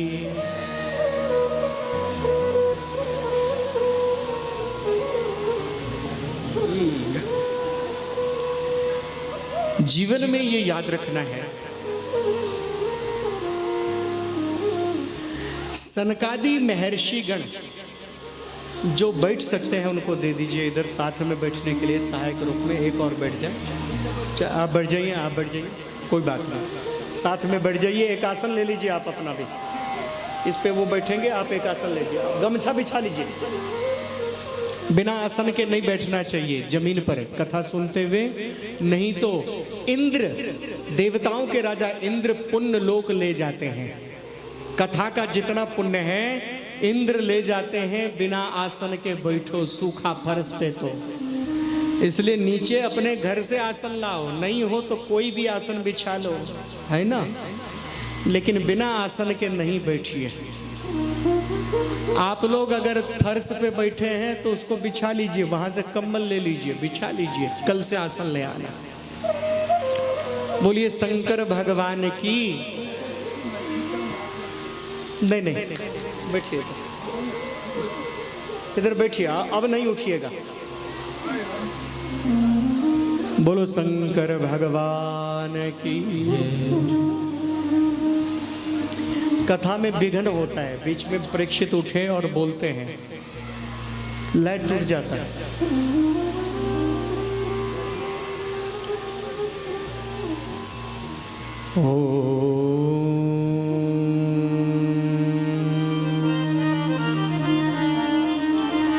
सनकादि महर्षि को नंदीश्वर कहते हैं कि सुनो, इस परम पावन शिव महापुराण को भाव से, चाहे कुभाव से, अनक से या आलस्य से, किसी भी भाव से भगवान की ऐसी पावन पुराण की कथा को सुनिएगा, उसका अनंत गुना पुण्य फल मिलेगा। बस कथा को सुनते हुए मन ही मन ओम नमः शिवाय, ओम नमः शिवाय, नमः शिवाय, नमः शिवाय मंत्र जाप करें। मन ही मन मंत्र जाप करें। मन में किसी प्रकार का चिंता, शोक, टेंशन नहीं लाना है। प्रसन्न होकर के मंद मंद मुस्कुराते हुए, राम जी मुस्कुराते हैं ना, वो तेरी मंद मंद मुस्कनिया पे बलिहार प्यारे जू। नहीं नहीं नहीं, भजन नहीं सुना रहे, एक लाइन वैसे सुना दिए कि मेरे राम जी मंद मंद मुस्कुराते रहते हैं। तो कथा सुनते हुए मंद मंद मुस्कुराइए।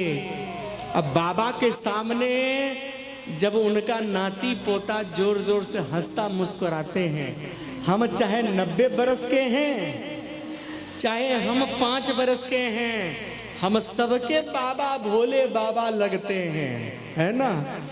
कोई बोलता है भोला पिताजी, बोले नहीं, भोला बाबा, क्योंकि वो विष्णु भगवान, चाहे कृष्ण भगवान, चाहे राम जी हो, चाहे यमराज हो, वरुण हो, कुबेर हो, इंद्र हो, सबके बाबा लगते हैं। सब कहते हैं महादेव बाबा, है ना। इसलिए हम सबके बाबा हैं। ये घंटी ना बजाओ, विघन ना करो, कथा में घंटी नहीं बजना चाहिए। तो हम सबके लगते हैं क्या। अब देखिए, पहली बार आए ना, सीखते सीखते समझते समझते समझेंगे कि बाबा तो उठे हुए हैं, कथा सुन रहे हैं। बाबा विश्वनाथ जी, बाबा तो कथा सुन रहे हैं, तो उनके कान में टन टन टन टन करके बाबा को और दुखी करोगे। इसलिए ये टन टन टन टन ना बजाओ। क्या समझे? सभी बोलिए ओम नमः शिवाय। ठीक है। तो कथा के टाइम में घंटी को थोड़ा कपड़ा से बांधो, ठीक है। तो आइए कि वंदे शिव पुराणम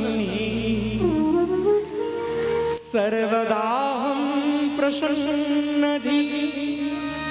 मैं प्रसन्न होकर के, आत्मिक आनंद से भर करके, श्रद्धा भाव के से युक्त होकर के शिव की पावन पुराण की मैं वंदन करता हूं। और सुनो हे ऋषियों, मैं नंदी तुम्हें एक कथा सुनाता हूं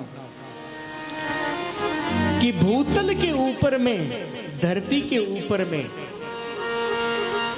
परम दुराचारी, सदैव पाप कर्म में लिप्त रहने वाला, छल कपट करने वाला, क्रूर और निर्दयी, दुष्ट, दुर्बुद्धि, हर प्रकार से पाप कर्म में कली काल में देवराज नाम का एक ब्राह्मण था। कौन था जी? थोड़ा हल्का रखिएगा, बजानेगा लेकिन हल्का। देवराज नाम का एक ब्राह्मण,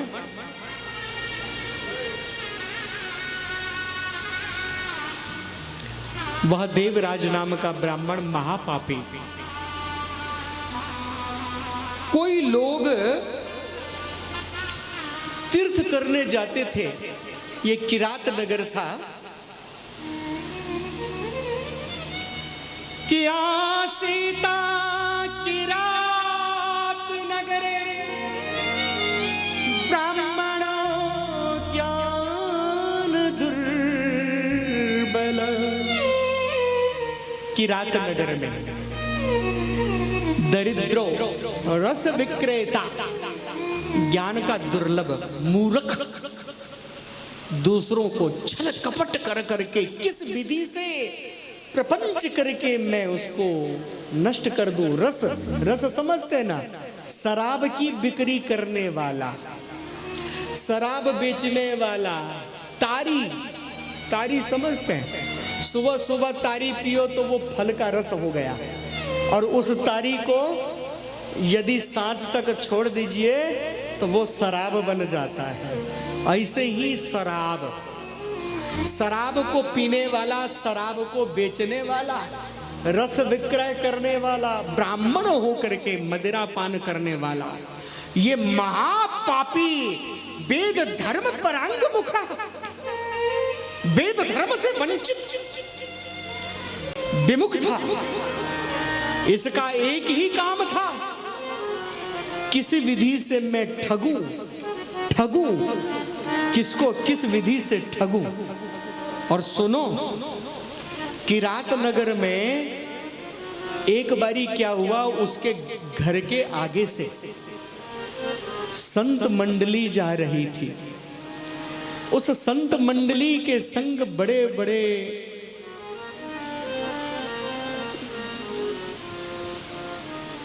उन संत मंडली के संग बड़े बड़े साधु संत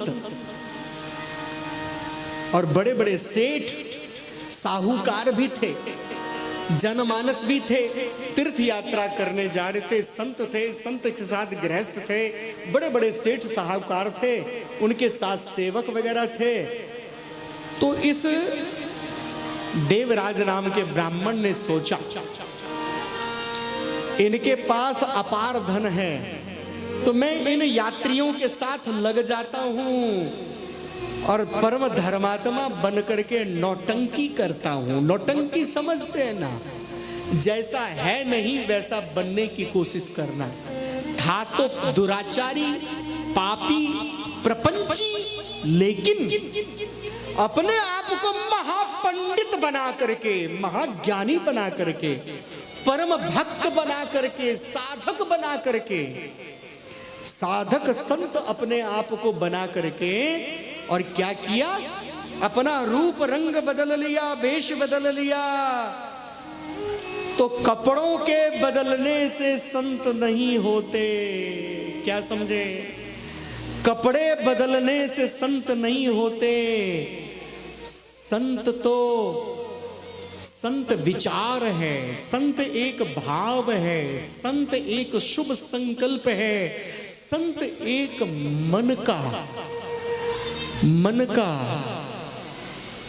बुद्धि का, ज्ञान का, इन सब का पूरी तरह से निरोध, अर्थात इन सब को एकाग्र करके और इनमें वैराग्य, त्याग, परमार्थ, परोपकार, निष्कामता, निस्वार्थता और निष्कपट भाव से भक्ति, ज्ञान, वैराग्य को सृष्टि में बांटना, परमात्मा के द्वारा दिए गए कर्तव्य कर्मों को, दायित्व को समस्त क्षेत्र में बांटना। जोत से जोत जगा के चलो, प्रेम की गंगा बहा के चलो। संत वही है जो सबके कल्याण की भावना सोचे, हमारी तरह तिलक लगा के नहीं, ये कुछ कपड़ा भगवा पहन लो या नीला पीला पहन लो, उससे नहीं है। संत एक भाव है, और जब तक अंदर से भाव नहीं हो तब तक संत नहीं है। वैष्णव जन तो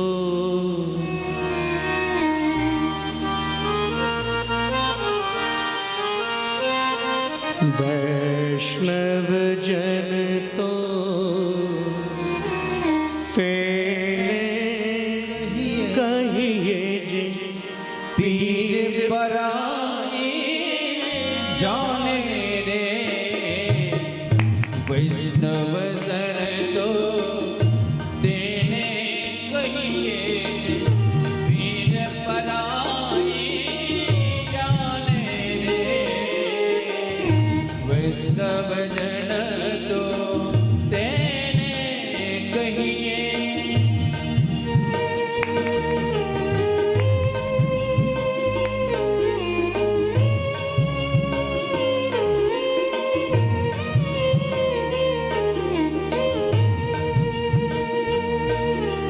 वैष्णव कौन है? बड़े ध्यान से सुनिएगा। वैष्णव कौन है? जो दूसरों के दुख में दुखी होता हो। एक संत का लक्षण क्या है? जो दूसरों के दुख में दुखी होता हो और जो दूसरों के सुख में सुखी होता हो, यही संत का सबसे सरल लक्षण है ना? वैष्णव वही है। इस प्रकार ये देवराज नाम का ब्राह्मण महाकपटी उन यात्रियों के संग में लग गया।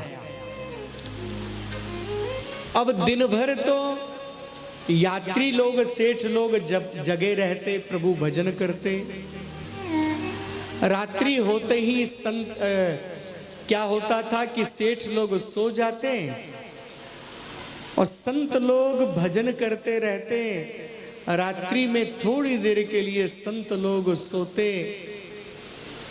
उसी समय सेठों को जगा देते, जाग थोड़ी देर भजन कर हमें विश्राम करने दे।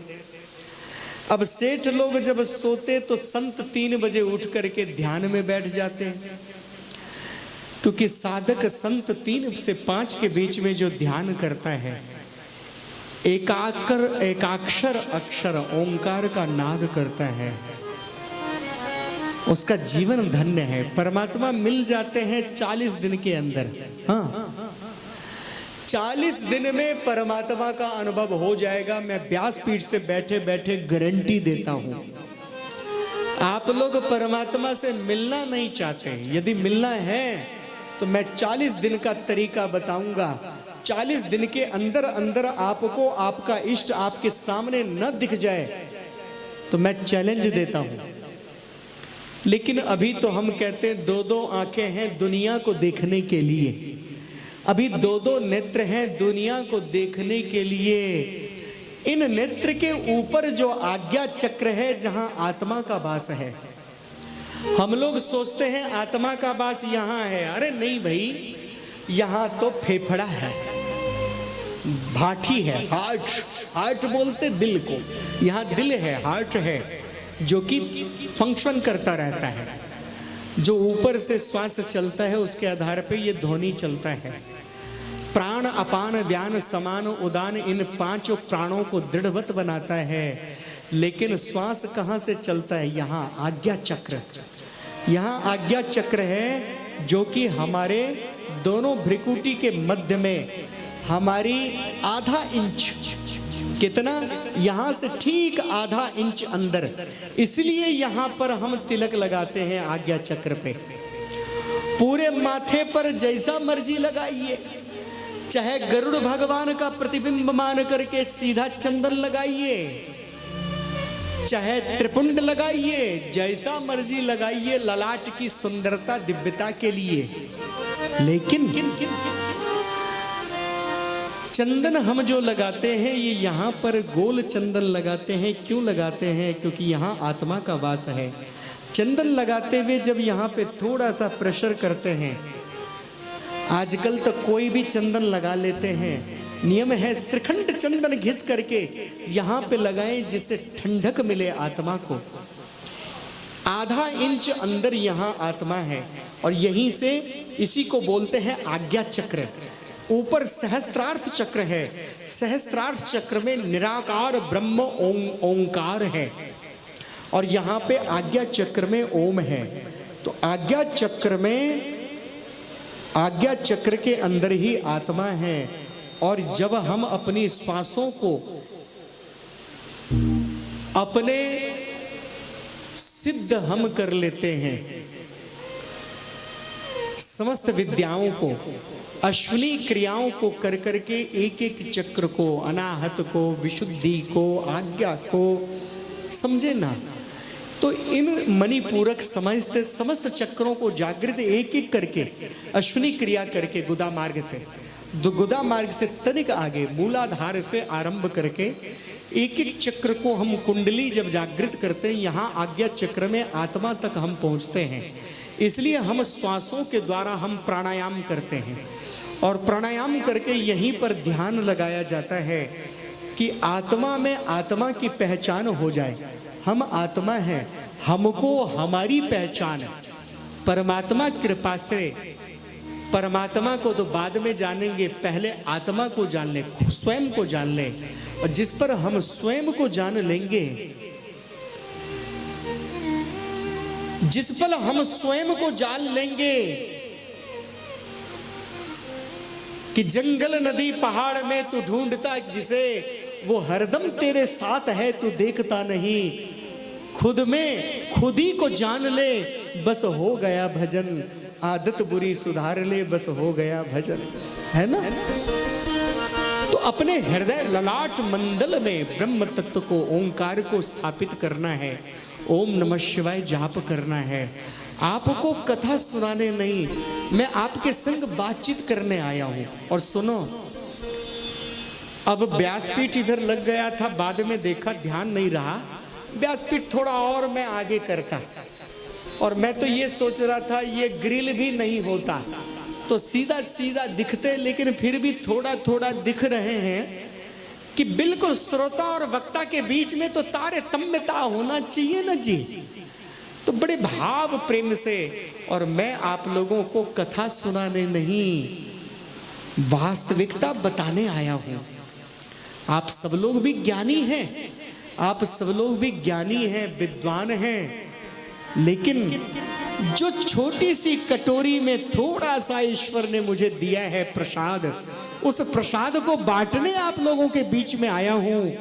बाकी व्यासपीठ पे बैठा हूं तो सुना रहा हूं, उतरने के बाद तो आप लोगों का बाल गोपाल हूं, बच्चा हूं, है ना, छोटा सा बच्चा हूं। मैं क्या ज्ञान दे सकता हूं, मैं क्या सुना सकता हूं। तो सुनो, वो ठग कौन सा ठग, क्या नाम रखा था उसका, शिव पुराण में क्या नाम है, बोलिए ना, भूल गए। देवराज। क्या नाम था, देवराज नाम का वह ब्राह्मण जो कि ठगता था। अब संत लोग जाग जाते थे 3 बजे, चोरी करने का समय नहीं मिला। इस तरह से तीर्थ यात्रियों के साथ घूमते घूमते घूमते घूमते वह घूमते घूमते देव योग से उनके संग में कहां आ गया। कहते हैं पूर्व जन्म का पुण्य एकत्रित हुआ, पूर्व जन्म का पुण्य संग्रह हुआ, संतों का संग मिला। और मन में भले ही दुर्भावना था, लेकिन संत संगति के कारण संतों के संग चलते चलते चलते चलते, भले ही मन में था पोटली धन का, लेकिन सत्संग कर लिया। संतों के संग किसी भी भाव से आप जाओगे, आपका कल्याण होगा ही होगा। बोलिए ओम नमः शिवाय। इस प्रकार संतों के संग चलते चलते क्या हुआ कि कदाचिद दैव योगेन प्रतिष्ठानमुपागत शिवालयं ददर्शासौ तत्र साधु जनावृतम्। बोले कहां आ गया, झूसी। अभी बहुत बड़ा कुंभ लगा था ना प्रयागराज में। सुनिए, जो प्रयागराज के कुंभ का पुण्य है, वो पुण्य, उससे अधिक पुण्य आपको यहां मिलेगा। बोले क्यों? तीर्थराज के प्रयाग के कुंभ में आपको जाना पड़ता है। यहां कुंभ आपके घर में आया है, शिव कथा रूपी कुंभ। प्रयागराज झूसी में संत मंडली आए और वहां पर पहुंच गए। झूसी में एक सुंदर शिवालय था। उस शिवालय में संत लोग ठहर गए। समस्त सेठ लोग धर्मशाला में वहीं रुक गए। अब शिवालय में संतों ने शिव महापुराण की कथा का आयोजन कर दिया। ये आप लोग प्रयागराज गए होंगे, झूसी पार करके सोमेश्वर महादेव हैं, जो कि सोमनाथ के प्रतिनिधि हैं। जो सोमनाथ ज्योतिर्लिंग है उनका उपलिंग है सोमेश्वर महादेव। बोले कहाँ? गंगा पार झूसी में, प्रयागराज में। कुंभ में गए होंगे, दर्शन किया होगा आप लोगों ने, नहीं तो अब करना। तो गंगा पार करके सोमेश्वर महादेव हैं, वहीं पर बैठ गए। और सोम मतलब चंद्रमा, चंद्रमा के ईश्वर कौन? भोलेनाथ। तो सोमेश्वर महादेव में बैठ करके कथा का रसपान करने लगा। मन में लोभ था, समय मिले तो धन चोरी करूंगा, लेकिन धन चोरी का समय नहीं मिला। और प्रभु ने भले ही कुभाव से ही सही, लेकिन संतों की कृपा से उसने कथा सुन लिया।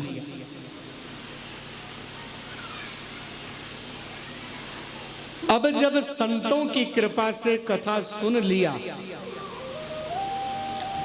कथा सुनते सुनते उसको भयंकर ज्वर हुआ, बहुत ज्यादा ज्वर, समझते हैं ना, बुखार। तो उस देवराज नाम के ब्राह्मण को बहुत जोर से बुखार हुआ, ज्वर हुआ, ताप हुआ, पीड़ा। उस ज्वर में भी वह अपने आप को भगत दिखाने के लिए ज्वर में भी त्रिवेणी स्नान करने के लिए पहुंच गया। ज्वर में स्नान करके आया, कथा सुनने लगा। कथा सुनते सुनते उसका शरीर कांपने लगा। कांपते कांपते शिव मंदिर में ओम नमः शिवाय, ओम नमः शिवाय का जाप करता करता वो पापी, उस पापी देवराज का प्राण छूट गया। जैसे ही प्राण छूटा, सो क्या बताऊं, बड़े बड़े सींग वाले। समझते सींग वाले कौन? बड़े बड़े सींग वाले, लंबे लंबे दांत वाले, और बड़े बड़े झोपड़िया वाले। कौन? यमदूत, प्रेत। आजकल तो कथावाचक लोग भी झोपड़िया रखने लग गए। और झोपड़िया में लगाते क्या है? ओ क्या बोलते हैं उसको? Shampoo, conditioner, cream, powder. और ब्यूटी पार्लर में वक्ता लोग सज के आते, कथावाचक लोग पार्लर में, जहां पे औरत लोग सजती है, वहां पार्लर का सिस्टम रखते हैं। लंबी लंबी झुपड़ियां करेंगे, कहते हैं सुखदेव बन गए। और हम लोग भी मूर्ख हैं। अरे सुखदेव जी तो जन्मते ही तपस्या के लिए गए, जब आए तो उनका ये झुपड़िया नहीं था, क्या था? मोटा मोटा जटा बन गया था पूरे शरीर में, और धरती पर लौटता हुआ जटा चल रहा था। धरती को बुहारते हुए जटा चल रहा था, बांधा हुआ बड़ा जटा था, इतना मोटा मोटा जटा। वो सुखदेव परमहंस। और आजकल नटुआ बन बन के कथावाचक झोपड़िया रख रख करके लंबा लंबा बाल देखते होंगे टीवी पर भी, और ऐसे भी। कथा में वर्जित है कन्या वक्ता। शास्त्र कहता है कन्या वक्ता। तो कथा व्यास को चाहिए त्याग में हो, संकल्प में हो, पैसा के बल पे कथा को बेचे नहीं, खरीदे नहीं। हाँ, भागवत में तो इसका स्पष्ट वर्णन है। श्रीमद् भागवती वार्ता गेहे गेहे जने जने करिता कण लोभे न कथा सारस ततो गता। जो भगवान की कथा को खरीदता बेचता है, वक्ता बोलता है इतना पैसा लूंगा तो मैं कथा करूंगा, और जो वक्ता से पूछते हैं कितना लीजिएगा तो कथा करिएगा, तो कथा नहीं रहता है। पुण्य लोक 1 रुपए का पुण्य नहीं मिलेगा उसको, धर्म नहीं मिलेगा, पुण्य नहीं मिलेगा। न कथा को कहने वाले को, न कथा सुनने वाले को पुण्य नहीं मिलेगा। मैं नहीं कह रहा हूं, ग्रंथ में भागवत में लिखा है करिता कण लोभे न कथा सारस ततो गता। कथा सारस ततो गता। कथा का पुण्य, कथा का सार सब नष्ट हो जाता है। जो कथा को तय करके कथा कराते हैं, इसलिए भगवान की कथा है। अरे भाई कंजूसी करो मत और कर्जा लो मत, अब प्रसन्न करके कथा करो तो बेटी विवाह की तरह कथा ऐसे करो कि व्यास को प्रसन्न करके भेजो, सबको प्रसन्न रखो, कौम प्रसन्न रखो। और व्यास ऐसा हो, लिखा है लक्षण व्यास के लिए, व्यास ऐसा हो परम संतुष्ट हो, चाहे एक तुलसी का पत्ता दो उस पे भी प्रसन्न होकर के जाए, एक मुट्ठी चावल दे दो तो उसको भी लेकर के और खुश होकर के जाए। वक्ता का यही धर्म है। आज तक 38 वर्ष हो गया हमने कथा को बेचा नहीं है। कोई आता है कि आप कहता हमने कथा कराना है, कितना लीजिएगा? हम कहते हैं भैया तू हमारी कथा करा ही नहीं पाएगा, जा। फटकार देते हैं, बड़े बड़े सेठों को भी फटकार देते, तू हमारी कथा नहीं करा पाएगा। हमारी कथा वो करा पाएगा जो मेरे पास कथा को खरीदने नहीं आएगा, क्योंकि मेरे एक श्लोक का भी मूल्य सारी जिंदगी की कमाई देके नहीं दे पाओगे। मेरे यहाँ कथा बिकाऊ नहीं है, चाहे भागवत हो, चाहे राम कथा हो, चाहे शिव पुराण हो, चाहे गीता हो, चाहे वेदांत हो, चाहे 18 पुराण में से कोई भी कथा हो। हम 18 के 18 पुराण की कथा हम सुना देंगे, जो सुनना चाहे इस प्रकार से। लेकिन कथा को मैं बेचता नहीं हूं, क्या समझे?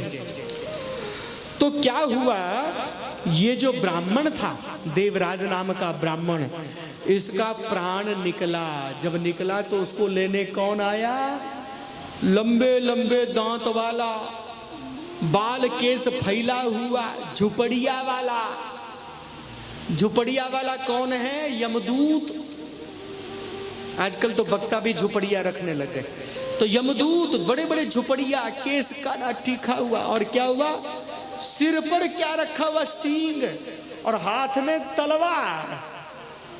तलवार भाला मुदगर लेकर के यमदूत पहुंच गए देवराज ब्राह्मण के यहाँ। जैसे ही देवराज ने देखा भयंकर प्रेतों को घबरा गया। और सुनो, भले ही जीवन भर उसने पाप किया था, लेकिन संत संगति पा लिया, सत्संग में आ गया, शिव मंदिर में आ गया था, और शिव मंदिर में बैठा था। शिव शिव शिव, ओम नमः शिवाय, ओम नमः शिवाय, ओम नमः शिवाय का अखंड जाप करता था। नमः शिवाय, नमः शिवाय, नमः शिवाय। तो क्या हुआ, जब यमदूतों को देखा प्राण निकलने लगा, तो जोर से उसने पुकारा, हे भोलेनाथ, हे शंकर भगवान, हे शिव मेरी रक्षा करो, महादेव मेरी रक्षा करो, मृत्युंजय महादेव मेरी रक्षा करो। कि मृत्युंजय महादेव त्राहि मां शरणागतं, जन्म मृत्यु जरा व्याधं पीड़ितं कर्म बंधने।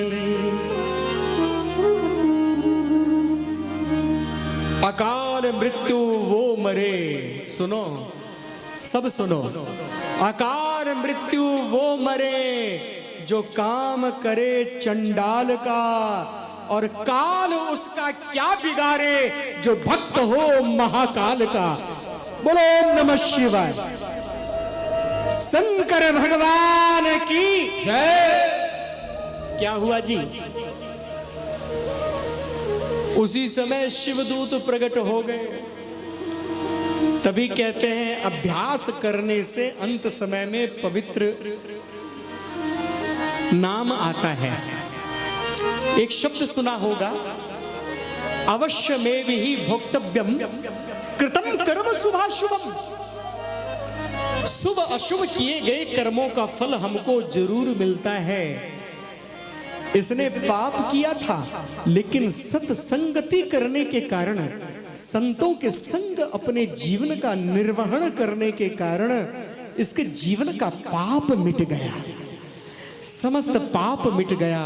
शिव नाम जाप करने के कारण, शिव पुराण की कथा श्रवण करने के कारण, शिव मंदिर में वास करने के कारण देवराज नाम का ब्राह्मण अंत काल में उसने शिव नाम उच्चारण किया, हे शिव मेरी रक्षा करो। बोले शिव के दूत आ गए और शिव दूतों ने तुरंत यमदूतों को त्रिशूल से भयांतर करके प्रांत करके भगा दिया यमदूतों को। दिव्य विमान प्रकट हुआ जी, बहुत बड़ा विमान प्रकट हुआ और उस विमान पर बिठा करके, सुनो जी, उस विमान पर बिठा करके देवराज नाम के ब्राह्मण को शिव धाम लेके गए, जहां भोले शंकर विराजमान हैं। क्या समझे जी? जहां भोले शंभु विराजमान है, ऐसे पवित्र पावन स्थान पर शिव धाम में लेकर गए। वहां कर्पूर गौरम, भोलेनाथ को देखा कैलाश में। देखो, कुसंगति किया तो नरक मिलना था, महापापी था, लेकिन संत की संगति कर लिया, जिसकी वजह से उसको शिवलोक मिल गया। सामने शंकर भगवान हैं और शिव के दर्शन कर रहे हैं। और शिव का रूप रंग कैसा है जी? कि कर्पूर गौरम करुणा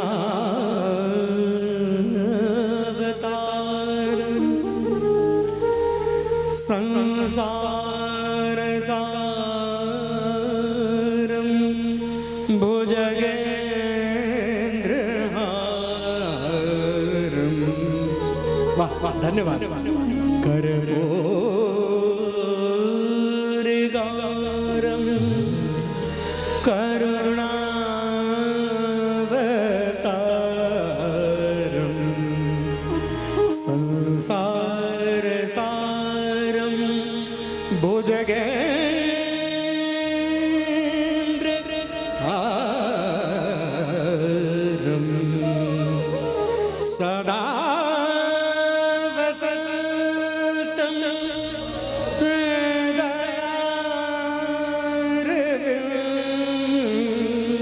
हृदयारविंद सदा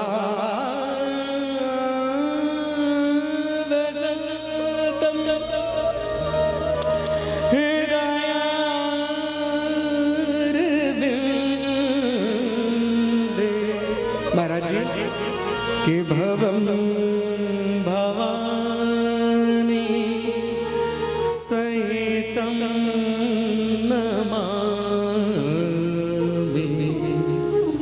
भवम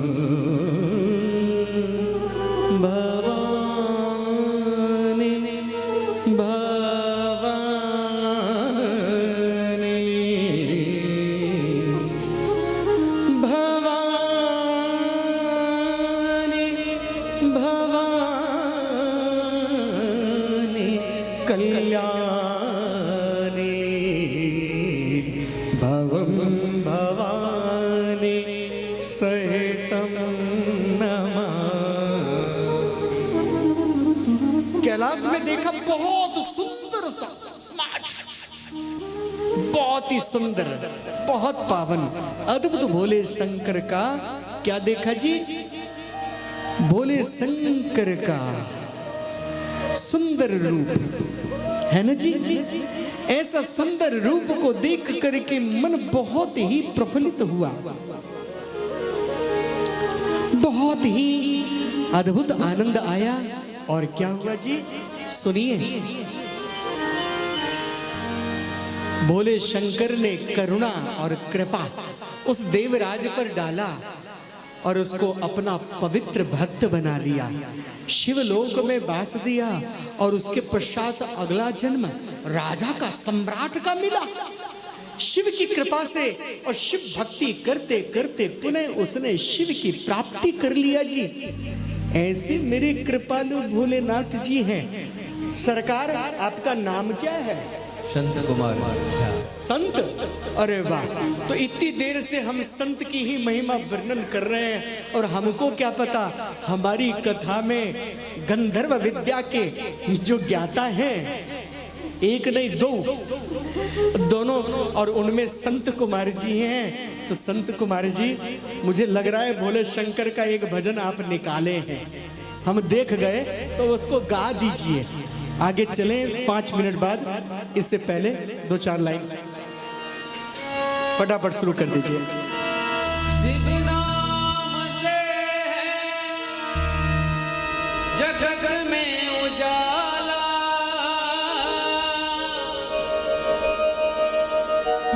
हरि भक्तों के है मन में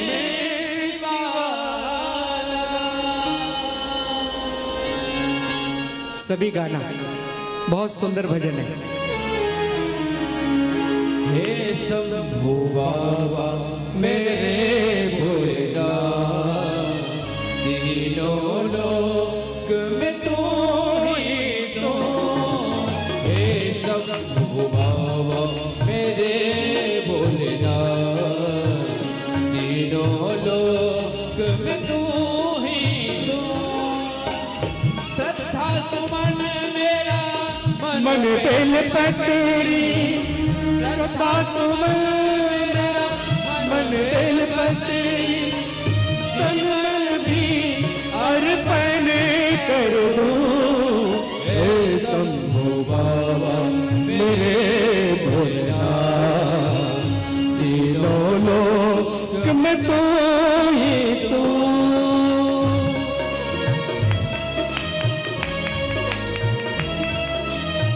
मीठा मीठा ताली बजाओ ना सभी, बजाओ थोपड़ी। क्या बात है, क्या बात है, आनंद है। बोल हर हर महादेव शंभो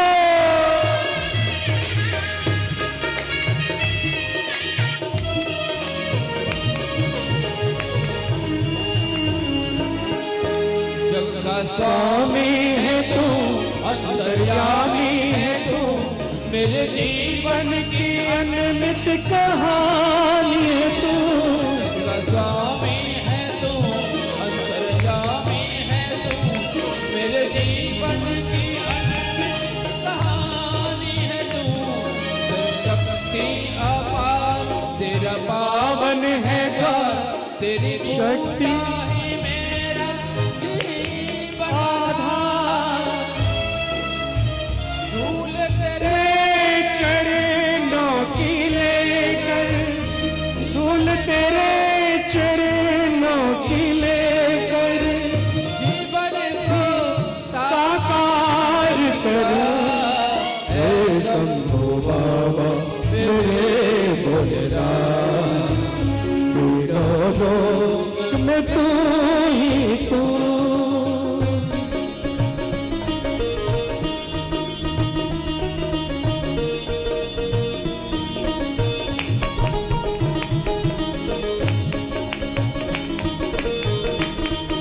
बोल हर हर महादेव।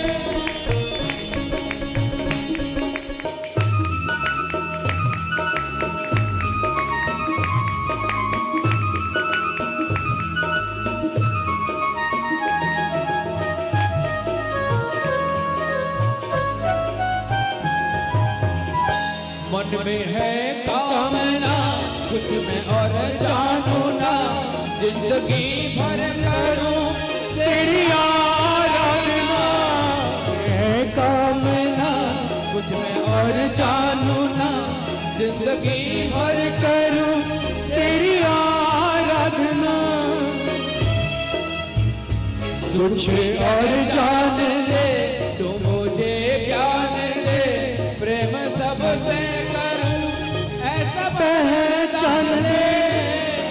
तूने दिया मन निर्बल को, तूने दिया बल निर्बल को, अज्ञानी को ज्ञान दिया।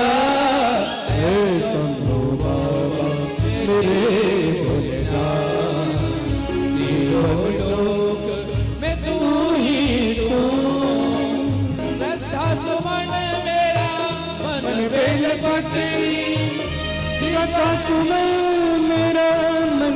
लता तेरी जीवन भी अर्पण कर दूं ऐ शंभु बाबा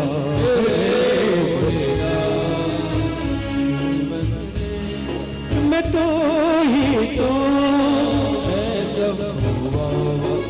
रे भोलेनाथ तीनों लोक में तू ही तो तीनों लोक में तू ही तो ओम नमः शिवाय ओम नमः शिवाय ओम नमः शिवाय ओम नमः शिवाय ओम नमः शिवाय ओम नमः शिवाय ओम नमः शिवाय ओम नमः शिवाय नमः शिवाय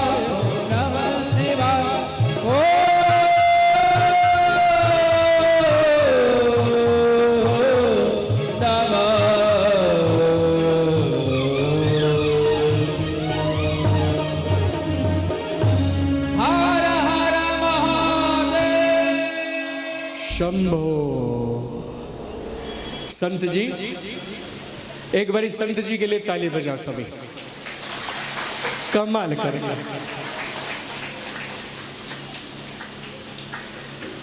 अब कल दीजिएगा, हम रख देते हैं। आइए, भगवान की कथा सुनिए। शिव पुराण की कथा आपने देखा कि महाकपटी मदिरा पान करने वाला देवराज का भी उद्धार करने वाला है ये शिव पुराण। तो सुनो, हमें एक और कथा सुनाते हैं। देखो ब्राह्मण की कथा। महाराज जी आप मत जाइए, सब काम कथा के बाद होगा, आप मत जाइए कहीं। तो कहने का मेरा तात्पर्य बड़े ध्यान से सुनिएगा।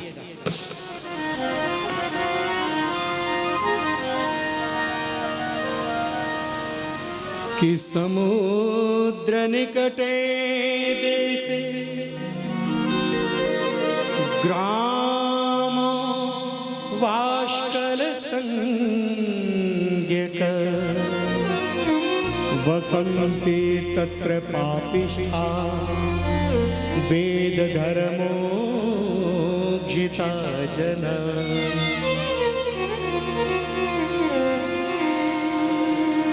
किसी और के लिए भी सुनो, आपके कहीं कोई पूर्वज हो, पितृ हो, कहीं पुरखे हो, जो भूलवश अज्ञानतावश कुछ अपराध के कारण प्राणंत हो, भटकती आत्मा हो, या आपके पुत्र कहीं देवलोक में, आपके पितर लोग देवलोक में हो, उनको शिवलोक, वैकुंठ से भी सुंदर शिवलोक है, शिवलोक वास कराना हो, तो किसी और के लिए भी मन में कथा की भावना करके कथा सुनेंगे ना, तो भी कल्याण हो जाएगा जी,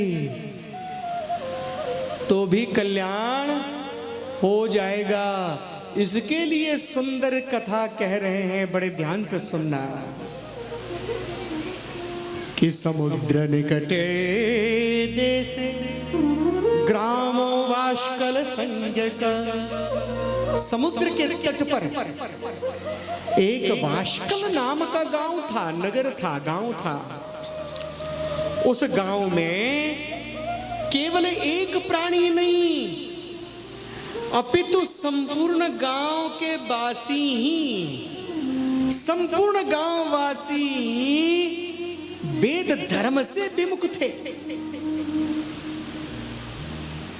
सबके सब परम दुष्ट थे, मांस बेचते थे, ब्राह्मण होकर के शराब पीते और शराब बेचते, मांस बेचते थे, पर स्त्री के साथ व्यभिचार करते थे और इसको कोई पाप नहीं मानते थे।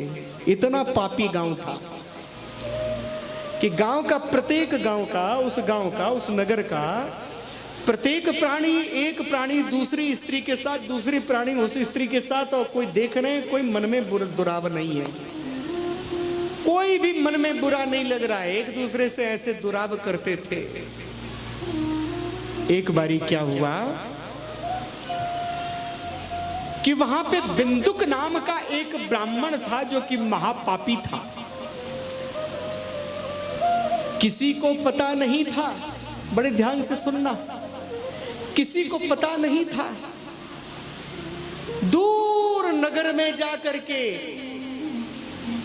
बनावट दिखावट करके सुंदर स्वरूप बना के गया, तो वहां पे ऐसा कहा जाता है कि चंचुला नाम की एक कन्या जो कि महापतिव्रता थी, परम पवित्र घर की थी, परम सुंदरी थी, उस चंचुला को ये बिंदुक विवाह करके ले आया।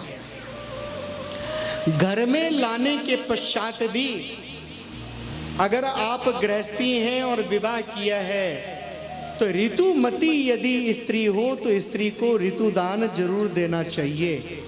और जो प्राणी ऋतुमती स्त्री को ऋतुदान नहीं देता है और पर स्त्री में मन को लगाए रहता है, ये परम पतिव्रता थी, सात्विकता में रहती, पूजा पाठ में रहती, तो इसकी तरफ बिंदुक का ध्यान नहीं गया।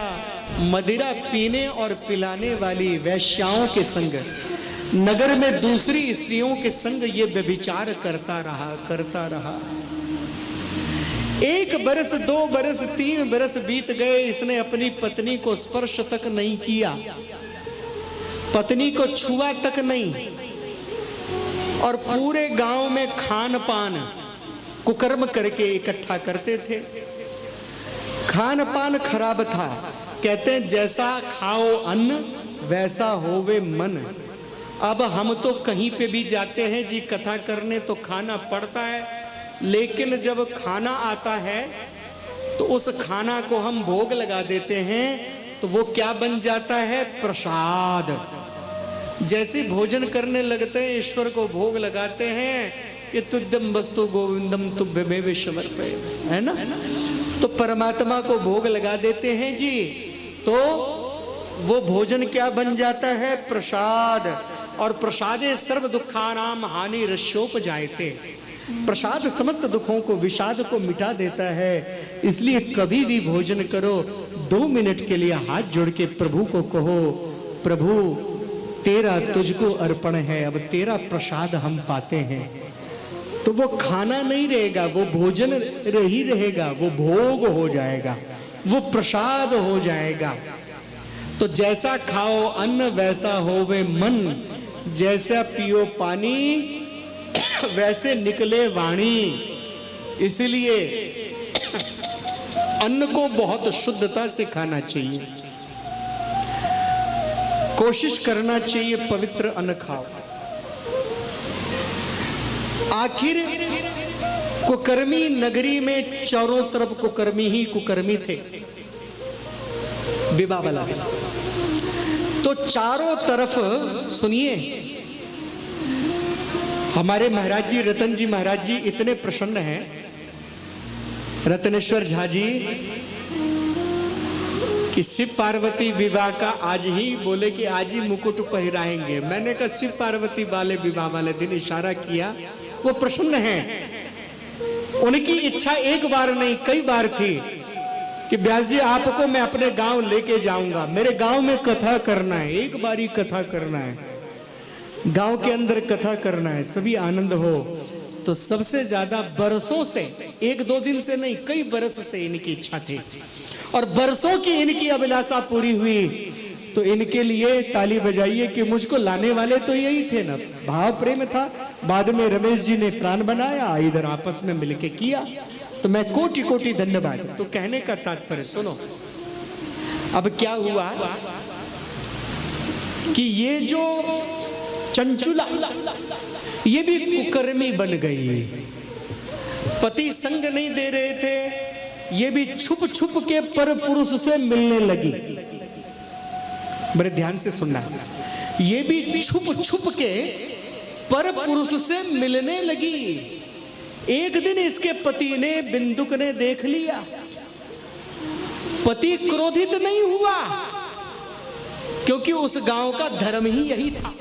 पति क्रोधित नहीं हुआ, अरे चंचुला मैं तो चाहता ही था तू विषय भोग कर, व्यभिचार कर, ये तो मेरी इच्छा थी, क्योंकि तू बहुत सुंदर है, तेरे लिए अभी जवानी है, खूब धन आएगा, तो सुन, अच्छे अच्छे पुरुषों को मैं लेके आऊंगा, तेरे साथ व्यभिचार करवाऊंगा, फिर हम खूब पैसा कमाएंगे, खूब आनंद से जिएंगे, खाएंगे।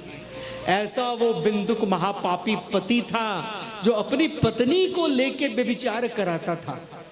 शिव पुराण में पढ़िएगा, ये बहुत महापापी था, जघन्य अपराधी था ये बिंदुक। इसकी पत्नी भी रोज अनेकों अनेक पुरुषों के साथ व्यभिचार करती, धन कमाती। लेकिन सुनो, योगी की आयु पता नहीं चलता है, योगी योग में रहता है, जितना भी जीता है ईश्वर की कृपा के प्रसाद को पाता है। जो ब्रह्मचर्य में रहता है, जो ब्रह्मचर्य में रहता है, अपनी तेज को, अपनी ओज को, अपनी शक्ति को, अपनी वीर्य शक्ति को जो संयोजित संग्रहित करके रहता है। एक नारी ब्रह्मचारी मनुस्मृति में लिखा है, विद्वान बैठे हैं मेरे सामने, एक नारी ब्रह्मचारी मनुस्मृति में लिखा है। इसलिए एक पत्नी व्रती जो पुरुष होगा, एक पत्नी व्रती का मतलब है पत्नी चाहे एक हो या दो हो या चार हो, अपनी पत्नी पर पूर्ण श्रद्धावान, पर स्त्री को कुदृष्टि से जो नहीं देखने वाला होगा। क्या समझे महाराज?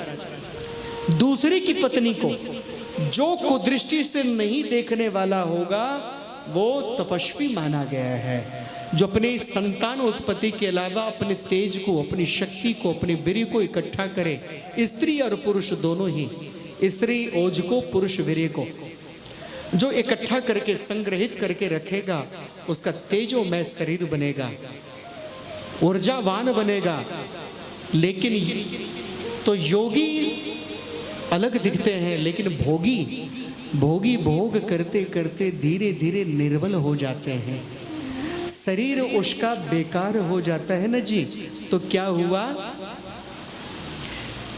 ये जो चंचला थी ना, ये भोग करते करते धीरे धीरे रूप, तेज, लावण्य, आकर्षण ये सब मिट गया उसका। बिंदुक भी महा बीमार पड़ा, और इतना भयंकर बीमार पड़ा, भोगी था ना, खूब मांस खाता, मदिरा पीता, पर स्त्री के साथ गमन करता, कुकर्म करता, करते करते करते करते समय से पहले, क्योंकि पापियों का प्राण समय से पहले निकलता है। इस प्रकार से कहा जाता है कि इसका प्राण बहुत जल्दी निकला, और जब प्राण निकला तो क्या हुआ, यह महाभयंकर ब्रह्म राक्षस बना। समय से पहले पापियों का प्राण निकलता है। सब कुछ जानने के बाद भी, ब्राह्मण वंश में उत्पन्न होने के पश्चात भी जो पाप कर्म करता है, चैलेंज है, गारंटी है, वह ब्रह्म राक्षस बनता है। बोले कहां?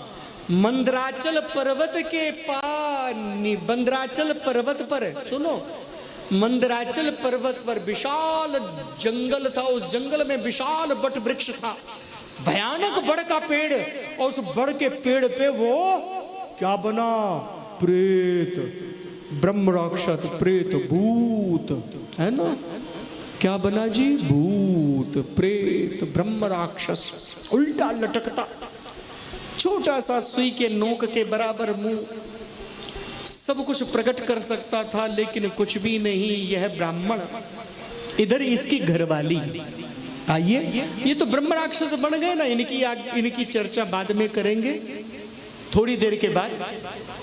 आज कथा विलंब से शुरू हुआ, तो कथा को तो मैं कम से कम महात्मा तो आज सुनाऊं, और कल से कोशिश करेंगे 5 से 8, है ना, तो 4, 4:30 हम लोग आ जाएंगे, है ना, तो 4:30 हम आ जाएंगे, जिससे सत्संग चालू हो जाएगा, और 5 बजे मैं इधर उपस्थित होऊंगा। 5 बजे कथा चालू, 4:45 बजे ही केवल तिलक होगा और कुछ नहीं। जिसने पुष्पांजलि करना एक साथ करें, टाइम को हम नहीं खराब करेंगे, और कथा सीधा चालू, ठीक है। तो क्या हुआ जी? अब चंचुला की बात करते हैं।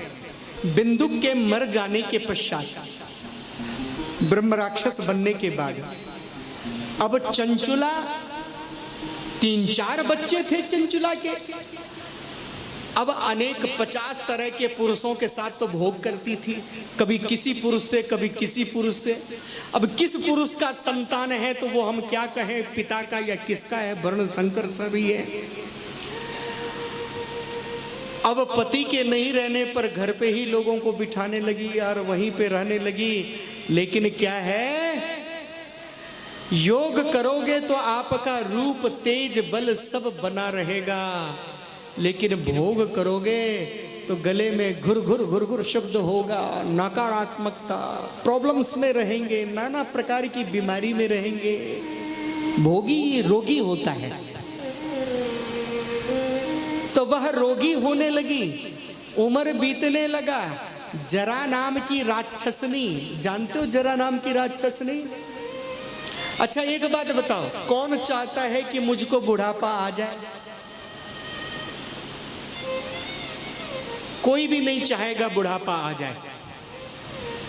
तो ये बुढ़ापा का नाम ही जरा है, जरा नाम बुढ़ापे का है। तो जरा नाम की राक्षसनी ने आक्रमण किया। वो जो सुंदरी थी चंचुला, उसके दांत टूट गए और ये सुंदर सुंदर गाल अंदर ढक गए, अंदर ढक गए, गड्ढा बन गया, झुर्री बन गई। अब कौन पुरुष आए? धर्म किया होता तो सत्कर्म, लेकिन वो भी पापनी बन चुकी थी। अब यहाँ पे जब आमदनी नहीं हो रहा है, व्यभिचार नहीं हो रहा है, पैसा नहीं कमा पा रही है, इसने सोचा चलो अब सीधे भोग से पैसा नहीं आएगा तो भीख से आएगा। क्या समझे? क्योंकि भोगी के पास कुछ टिकता नहीं है। और अंतकाल ऐसा होता है कि अपने बच्चे भी लात मार देते हैं भोगी को। और क्या होता है, भोगी क्या बनता है? अरे भोगी और भिखारी एक ही जात है। भा से भोगी, भाग से भिखमंगा। ये भिखमंगनी बन गई। कौन बन गई? भिखमंगनी। कौन बन गई? चंचुला। ये चंचुला बन गई भिखमंगनी। और भीख मांगते मांगते मांगते मांगते पता चला उसे पता कि गोकर्ण तीर्थ क्षेत्र में बहुत सारे साधु संत जा रहे हैं, गोकर्ण में मेला लगने वाला है। तो गोकर्ण क्षेत्र जहां शिवलिंग ही शिवलिंग है। कभी जाना गोकर्ण क्षेत्र में जहां लाखों करोड़ों शिवलिंग है, अद्भुत तीर्थ क्षेत्र है। ऐसे गोकर्ण क्षेत्र में भीख मांगते मांगते पहुंच गई। और सुनो, एक दिन शिव की कृपा जब होता है तो देखो, क्योंकि पहले ये पतिव्रता थी, पहले ये भक्तन थी, पिछला पुण्य जाग गया। और जैसे पुण्य जागा, उस पुण्य के प्रभाव से क्या हुआ कि भीख मांगते मांगते एक शिव मंदिर में, जहां एक व्यास, जहां एक शिव पुराण वक्ता, शिव पुराण के प्रवक्ता व्यास जी शिव पुराण की पावन कथा का रसास्वादन करा रहे थे सबको, वहां पर पहुंच गई। और वहीं पर वह संत महापुरुष कह रहे थे कि जो प्राणी, जो स्त्री पर पुरुषगामी होती है, बड़े ध्यान से सुनना, जो भी स्त्री पर पुरुषगामी होती है, दूसरे पुरुष में मन लगाती है, तो प्राण निकलने के पश्चात उसके दंड देह को यमराज लोहे की रॉड को, लोहे के सरिया को, लोहे को रोड को आग में तपा करके, लाल करके तपा करके, और तप्त रॉड को उस स्त्री की योनि मुद्रा में डालते हैं, गुप्तांग में। स्त्री की योनि मुद्रा गुप्तांग में डालते हैं। और जो पुरुष अपनी पत्नी को छोड़ के दूसरे की स्त्री में, दूसरे की पत्नी में मन को लगाते हैं, वो अगले जन्म ऐसा ऐसा जब ताली बजाते हैं, बाल बच्चा होने पे इधर उधर आते हैं ना नाचने, कौन? हिजड़ा। हिजड़ा समझते हैं ना, छक्का, नपुंसक। नपुंसक की जोनी भोगते हैं। जो पुरुष पर स्त्री में मन को लगाएगा, लिंग विहीन, लिंग के बिना केवल छोटा सा मिलता है जिससे पेशाब कर सके, जिसको हिजड़ा बोलते हैं। न स्त्री न पुरुष उस हिजड़े की योनि को पाता है वो पुरुष। ऐसा मैं नहीं, शिव पुराण में उल्लेख है। इसलिए कहीं न कहीं नैन तो लड़ा होगा, कहीं न कहीं चाहे स्त्री हो या पुरुष हो, कहीं न कहीं तो हिले होंगे, कहीं न कहीं नैन उलझा होगा, कभी न कभी उलझा होगा। तो इस शिव पुराण को सुन करके और कथा में भोलेनाथ जी से प्रार्थना करना कि मेरे पिछले सारे अपराध को क्षमा करो, अब हमें शुद्ध बना लो, अब हमें पवित्र बना दो। अरे हमको नहीं बोल सकते हो ना, लेकिन हर व्यक्ति अपने मन की बात जानते हैं ना। जग से चाहे भाग ले प्राणी, मन से भाग न पाए, है ना। तो सबको पता है अपने मन की बात। तो शिव से प्रायश्चित करो कि हम सात्विक जीवन जिएंगे। चंचुला ने जैसे ही ये सुना, तो चंचुला ने तो अनेक पुरुषों के संग में भोग किया था। संत जी, अनेक पुरुषों के साथ चंचुला ने भोग किया था, एक दो नहीं, अनेक पुरुषों के साथ। चंचुला जब समस्त भक्तगण गए, सुनो, कथा सुनने वाले जब समस्त श्रोता चले गए, तो चंचुला उनके चरणों में गिर पड़ी। हे महात्मन, मैं बहुत बड़ी पापन हूं। बताया कि मैं पतिव्रता थी, मेरे पति ही अधर्मी थे। अधर्मी का अन्न खा करके और समाज में संगति ऐसी पा करके, इसलिए कहते हैं संगति हमेशा अच्छी की करो, संगति अच्छी करो, भले ही नरक में बास मिल जाए, बर भल बास नरक कर ताता, दुष्ट संग जन देहु विधाता। हे परमात्मा, भले ही नरक में बास मिल जाए, लेकिन दुष्टों की संगति ना मिले, ऐसी कृपा करो। क्योंकि दुष्ट संगति पाकर के जीवन फिर नरक जाएगा। पुनरपि जननम पुनरपि मरणम पुनरपि जननी जठरे शयनम, बार बार नरक। चंचुला गिर पड़ी महात्मा के चरणों में, मेरी रक्षा करो, मेरी रक्षा करो, मेरी रक्षा करो। महात्मा ने कहा, देवी तू प्रायश्चित कर रही है, इसलिए मैं तुझ पे प्रसन्न हूं। और शिव महापुराण वो कथा पूरा होने के बाद शिव मंदिर में ही वो परम कृपालु व्यास जी उस चंचुला को बिठा करके, चंचुला को परीक्षित बना करके, बड़े भाव प्रेम के साथ चंचुला को शिव महापुराण की कथा श्रवण कराया। शिव महापुराण की कृपा से दिव्य विमान आया और विमान पर चढ़ करके वह शिव लोक को गई।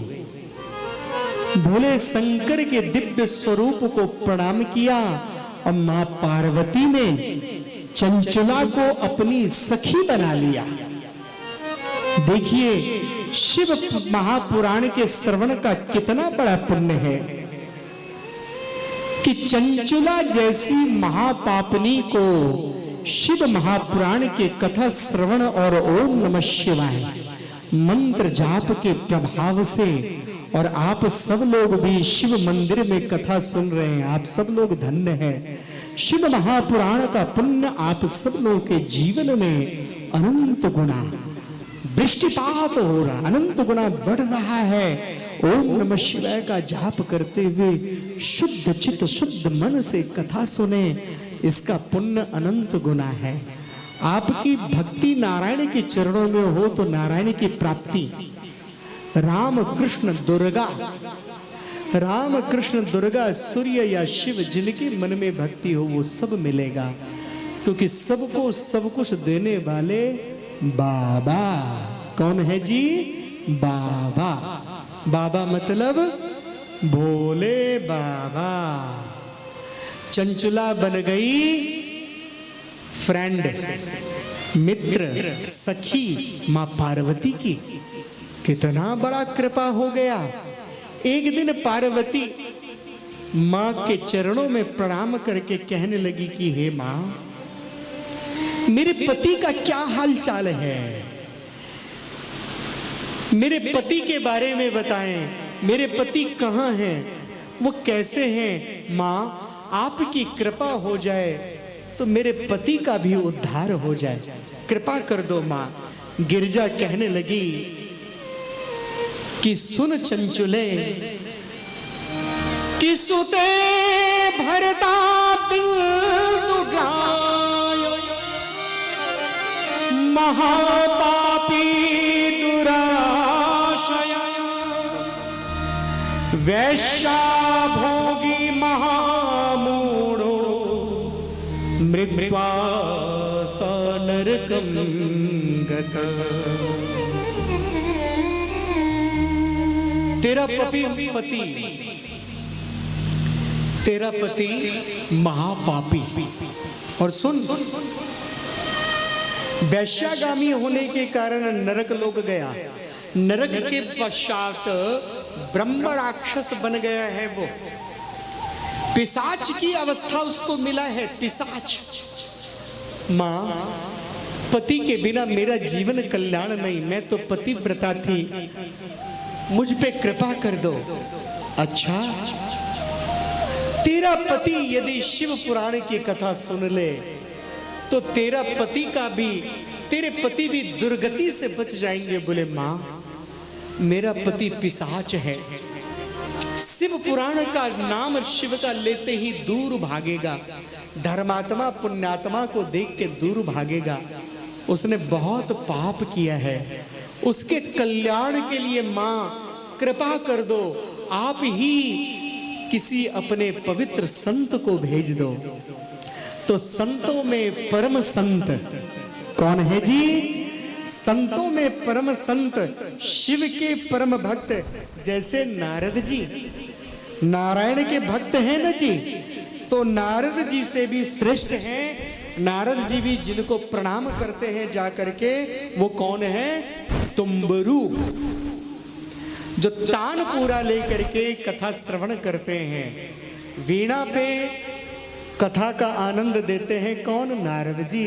और तानपूरे पर शिव महापुराण की कथा महर्षि तुम्बरू सुनाते हैं नंदी को, और सनकादि महर्षियों को, बड़े बड़े संतों को। तुम्बरू शिव के परम भक्त संत हैं, महाबलवान भी है, संती नहीं है, शिव भी बलवान है। तो शिव के जितने भक्त भी हैं वो भी हट्टे कट्टे महाबलवान, निर्भय रहने वाले। तुम्बरू को बुलाया, पुत्र सुनो, जाओ जा करके इस चंचुला के पति को शिव महापुराण की पावन कथा श्रवण कराओ। और सुनो, ये सीधे सीधे कथा नहीं सुनेगा, जाओ पाश लेकर के जाओ और बलपूर्वक उसको अपने पास में बांध देना, पास में बांध करके और हठात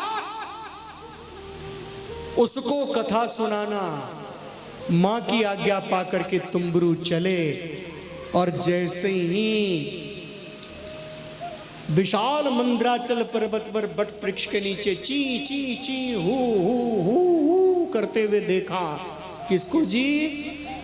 उस पिशाच को, बिंदुक नाम के उस महापिशाच को। तो क्या हुआ? तुरंत महर्षि तुम्बरू ने अपनी शक्ति से कि पिशाच मथते पाशैर बंधा समुपवेशय,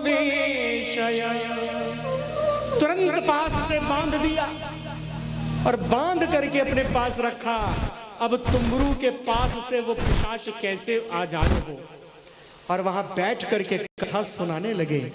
और शिव पुराण की कथा जब पूर्ण हुआ, दिव्य विमान आया और उस विमान पर बैठ करके वह शिव लोक को गया। शिव ने उसके ऊपर भी कृपा किया और बिंदुक और चंचुला दोनों शिवलोक में आनंद पूर्वक पति पत्नी निवास करने लगे। इसलिए कहते हैं स्त्री या पुरुष में कोई एक भी धर्मात्मा हो तो स्त्री अपने पति का उद्धार कर सकती है, पति अपने पत्नी का उद्धार कर सकती है। लेकिन पति और पत्नी दोनों ही अगर दुराचारी हो तो बड़ा ही कठिन है। इसलिए कोशिश करना अपने जीवन में आहार को पवित्र बनाना।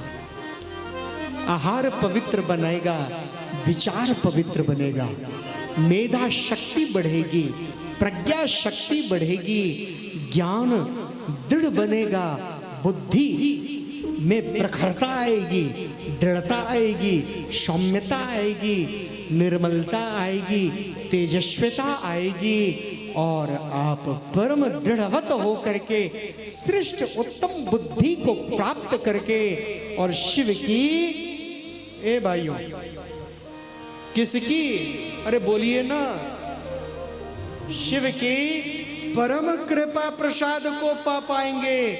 और शिव की परम कृपा प्रसाद से आपका हर प्रकार से, मैं व्यासपीठ से बोल रहा हूं, हर प्रकार से कल्याण ही कल्याण होगा। तो कल से समय से कथा में आएंगे, कल कथा के अंदर हम प्रवेश करेंगे। आइए मेरे साथ कथा से पूर्व भोलेनाथ जी के लिए 2 मिनट के लिए प्रार्थना करेंगे, फिर आरती का प्रकरण, ठीक है? आप सब मेरे साथ बोलेंगे, ओम नमः शिवाय, ओम नमः शिवाय, ओम नमः शिवाय। जो 3 बजे से 5 बजे के बीच में ओंकार नाद करते हैं, बोले कैसे?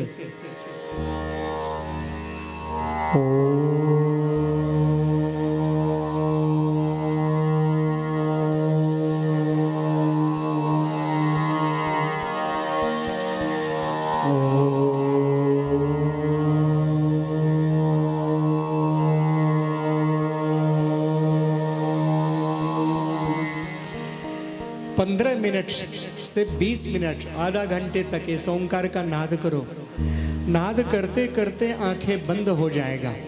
आंखें बंद करो, कोई मंत्र जाप नहीं, कोई ध्यान नहीं, कोई धारणा नहीं, शून्य होकर के बैठ जाओ। न कोई जप, न तप, न पूजा, न पाठ, शून्य में आंखें बंद करके बैठो और यहाँ का ध्यान लगाओ, कुछ मत बोलो, उस ध्यान में खो जाओ। 15 मिनट, 20 मिनट, आधा घंटा, जितना देर आनंद लगे उस आनंद में खो जाओ। भगवान गूंगे की भाषा समझते हैं। व्रत में मौन व्रत सबसे श्रेष्ठ है। पेट में रोटी नहीं खाना, ये कोई व्रत उतना महान नहीं है। व्रत वो है जो ये संकल्प ले ले कि मैं 24 घंटे आज नहीं बोलूंगा, मौन व्रत रखूंगा, जुबान से बद जुबान नहीं करूंगा। 5 दिन 11 दिन का मौन रखो। मौन व्रत व्रतों में परम श्रेष्ठ है। तो इसलिए मैं कहूंगा, बोले शंकर का प्रेम चाहिए न जी? अरे चाहिए या नहीं चाहिए जी? चाहिए ना, सबको चाहिए। शिव की कृपा सबको चाहिए। तो क्या करना है? थोड़ा सा ओम नमः शिवाय तो बोलिए ना। शिव का ध्यान तो हमें करना ही पड़ेगा। तो बोलिए शंकर भगवान की, जोर से बोलिए ना, बोलो शंकर भगवान की। ओम हों जुं ॐ भूर्भुवस्वः ॐ त्र्यम्बकं यजामहे सुगन्धिं पुष्टिवर्धनम् उर्वारुकमिव बन्धनान् मृत्योर्मुक्षीयमामृतात् स्वः भुवः भू ॐ सहजो ॐ नमः शिवाय। सभी बोलो ॐ नमः शिवाय। ॐ बोलेंगे भजन ॐ नमः शिवाय। आइए संत जी से एक भजन सुने और उसके पश्चात उनकी पूरी टीम की मदद से अद्भुत भजन और उसके पश्चात हम आरती सीधे। ठीक है, बोलो शंकर भगवान की। भोले की कृपा जिस पर भी रहती है,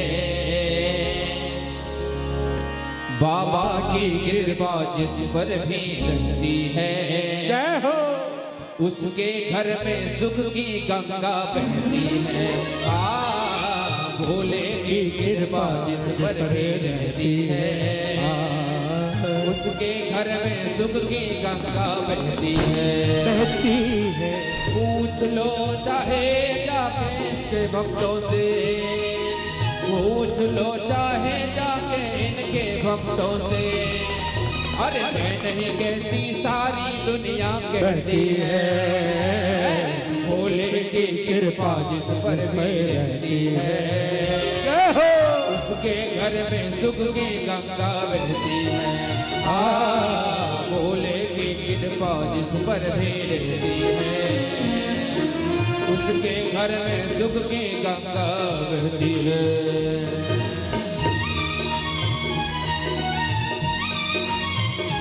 क्या बात है।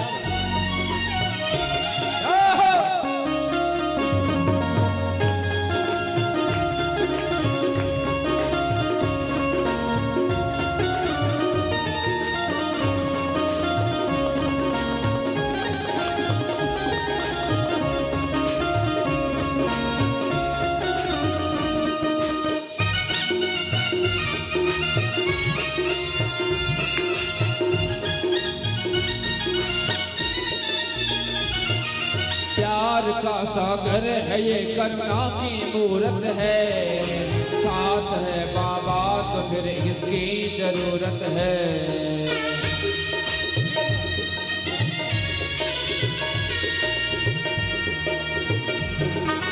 प्यार का सागर है ये, करुणा की मूरत है। साथ है बाबा तो फिर किसकी जरूरत है। मूरत इनके जिसके दिल में होती है, उसके घर में सुख की गंगा बहती है। बाबा की कृपा जिस पर भी रहती है। शंकर भगवान की। ओ बाबा की कृपा जिस पर रहती है।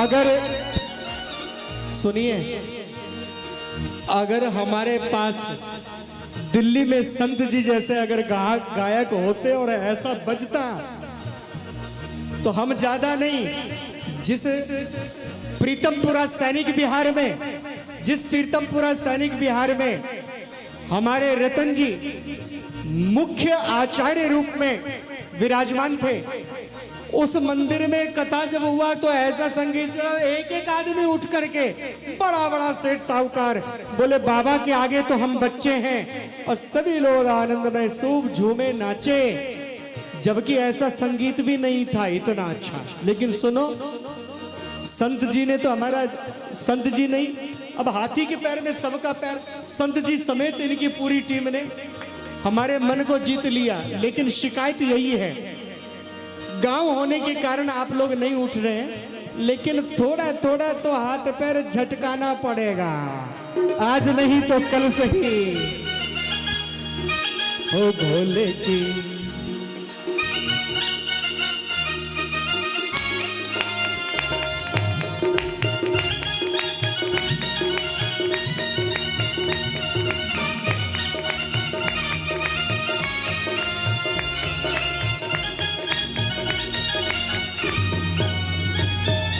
बाबा के चरणों में तीरथ धाम है सारे, है यहीं पे स्वर्ग आकर देख ले प्यारे।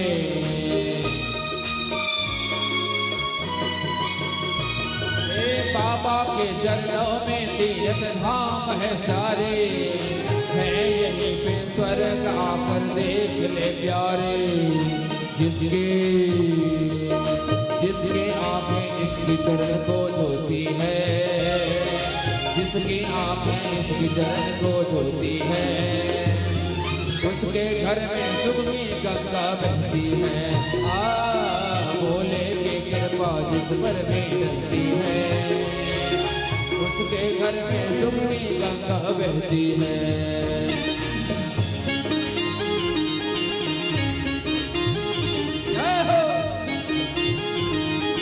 एक बार सभी लोग ताली बजाते हुए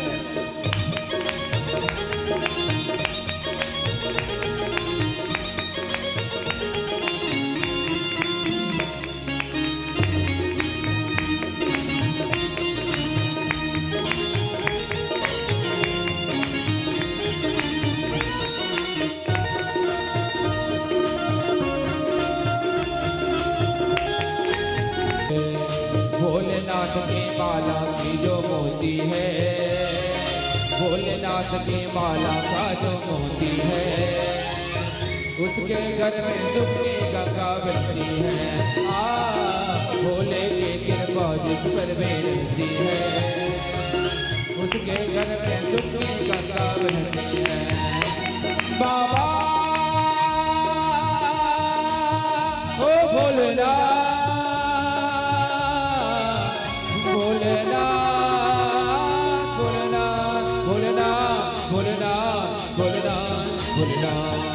उसके घर में दुख की गंगा बहती है, उसके घर में दुख की गंगा बहती है, उसके घर में दुख की गंगा बहती है, उसके घर में दुख की गंगा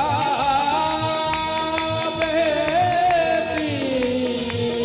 है। हर हर महादेव। शंभो। आइए आरती। ये परीक्षित जी बार बार भाग जाते हैं, इनको पकड़ के बांध के बैठ लीजिए। हाँ नहीं, तुम्बरू की तरह इनको भी रस्सी में बांध दीजिए। हाँ, तब ये नहीं जाएंगे।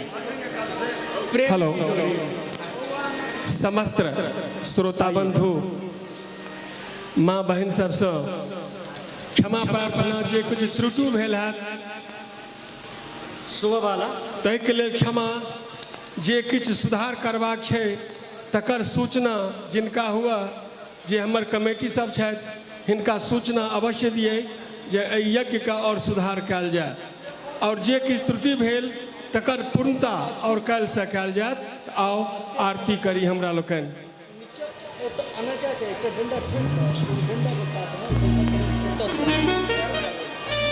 गद्दा सब लगते हैं तो हेल जाए पाछू पीछे कनी अतबी टा के डंडा लगे, अतबी टा नहीं बुझलिए, अतबी टा का स्पोर्ट के लेल कि पाछू नहीं भागे, कनी और आगू का बीच में एक डंडा ऐसे जो है ना, एक और गद्दी लगा दो, पीठ ठीक रहता ना।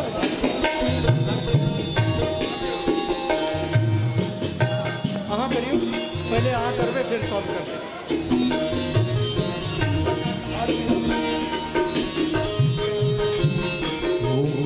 गौरव करुणावतारम संदार सारम विद्याहारम रावण हृदयारविंदे घोर भवानी चैतन्य नमामि।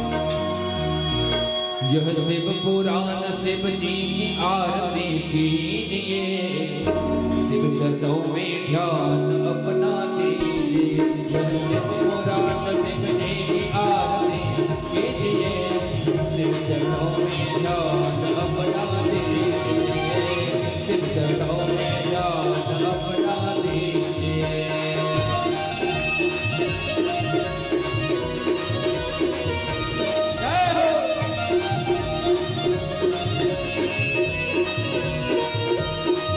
यह महाग्रंथ है शिव पुराण, सदमार्ग दिखाने वाला, बिगड़ी बनाने वाला है। यह महाग्रंथ है शिव पुराण, सदमार्ग दिखाने वाला, बिगड़ी बनाने वाला।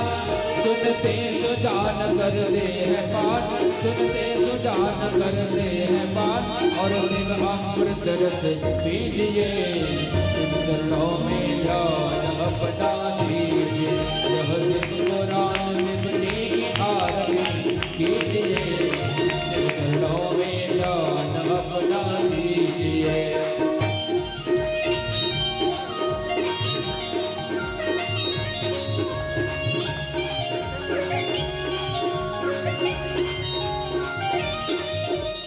सबको ध्यान, सब पुरुष वर्ग का ध्यान, माताओं को ध्यान, सब करते रहे बरसा। एक एक मिनट के लिए सबको थारी पकड़ा दियो बस। अनूप कल्याण रूप सबके मन को यह भाए, मन मंदिर में बस जाएगा। बस जल्दी जल्दी। कल्याण रूप सबके मन को यह भाए, मन मंदिर में बस जाए। शिव ध्यान लगा मन को जगा, शिव ध्यान लगा मन को जगा, और तन मन अर्पण कीजिए, शिव चरणों में ध्यान अपना दीजिए। वह शिव पुराण शिव जी की आरती कीजिए, शिव चरणों में ध्यान अपना दीजिए। दिया पुता को पीछे करो, बच्चा लोग पीछे जाओ। अभी आरती ऊपर से लेने लग गया था, दोष है। चाहे कोई इतना भी खास हो, बच्चे सबको दूर करो। बड़े बड़े आ जाओ फटाफट।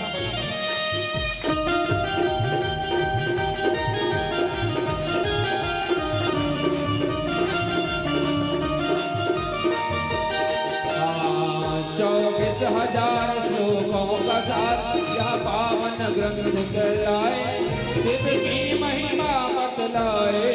24,000 श्लोकों का सार यह पावन ग्रंथ कहलाए, शिव की महिमा बतलाए। हो जा पुनीत विषयों को जी, हो जा पुनीत विषयों को जी, और तन मन अर्पण कीजिए, शिव चरणों में ध्यान अपना दीजिए।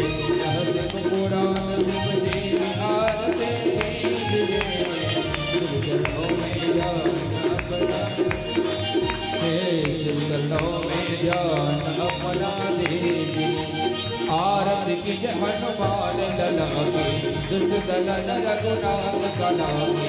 आरती कीजिए हनुमान लला की, दुष्ट दलन रघुनाथ कला की। उमर मंदिर में क्या जाए, मंदिर में दिखा दियो, मंदिर में आप महाराज जी मंदिर में। महाबल दाई संतन के प्रभु सदा सहाय। आरती कीजिए हनुमान लला की, दुष्ट दलन रघुनाथ कला की। देवी रघुनाथ पठाए, लंका जार याद दिलाए। लंका सुख समुद्र सिधाई, जग पवन सुत मार नलाए। आरती कीजिए हनुमान लला की, दुष्ट दलन रघुनाथ कला की।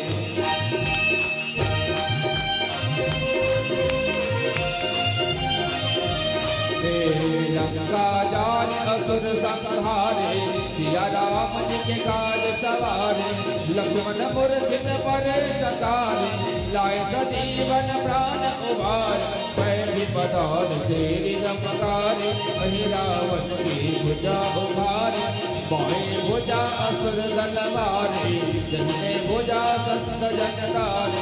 आरती कीजिए हनुमान लला की, दुष्ट दल रघुनाथ कला की।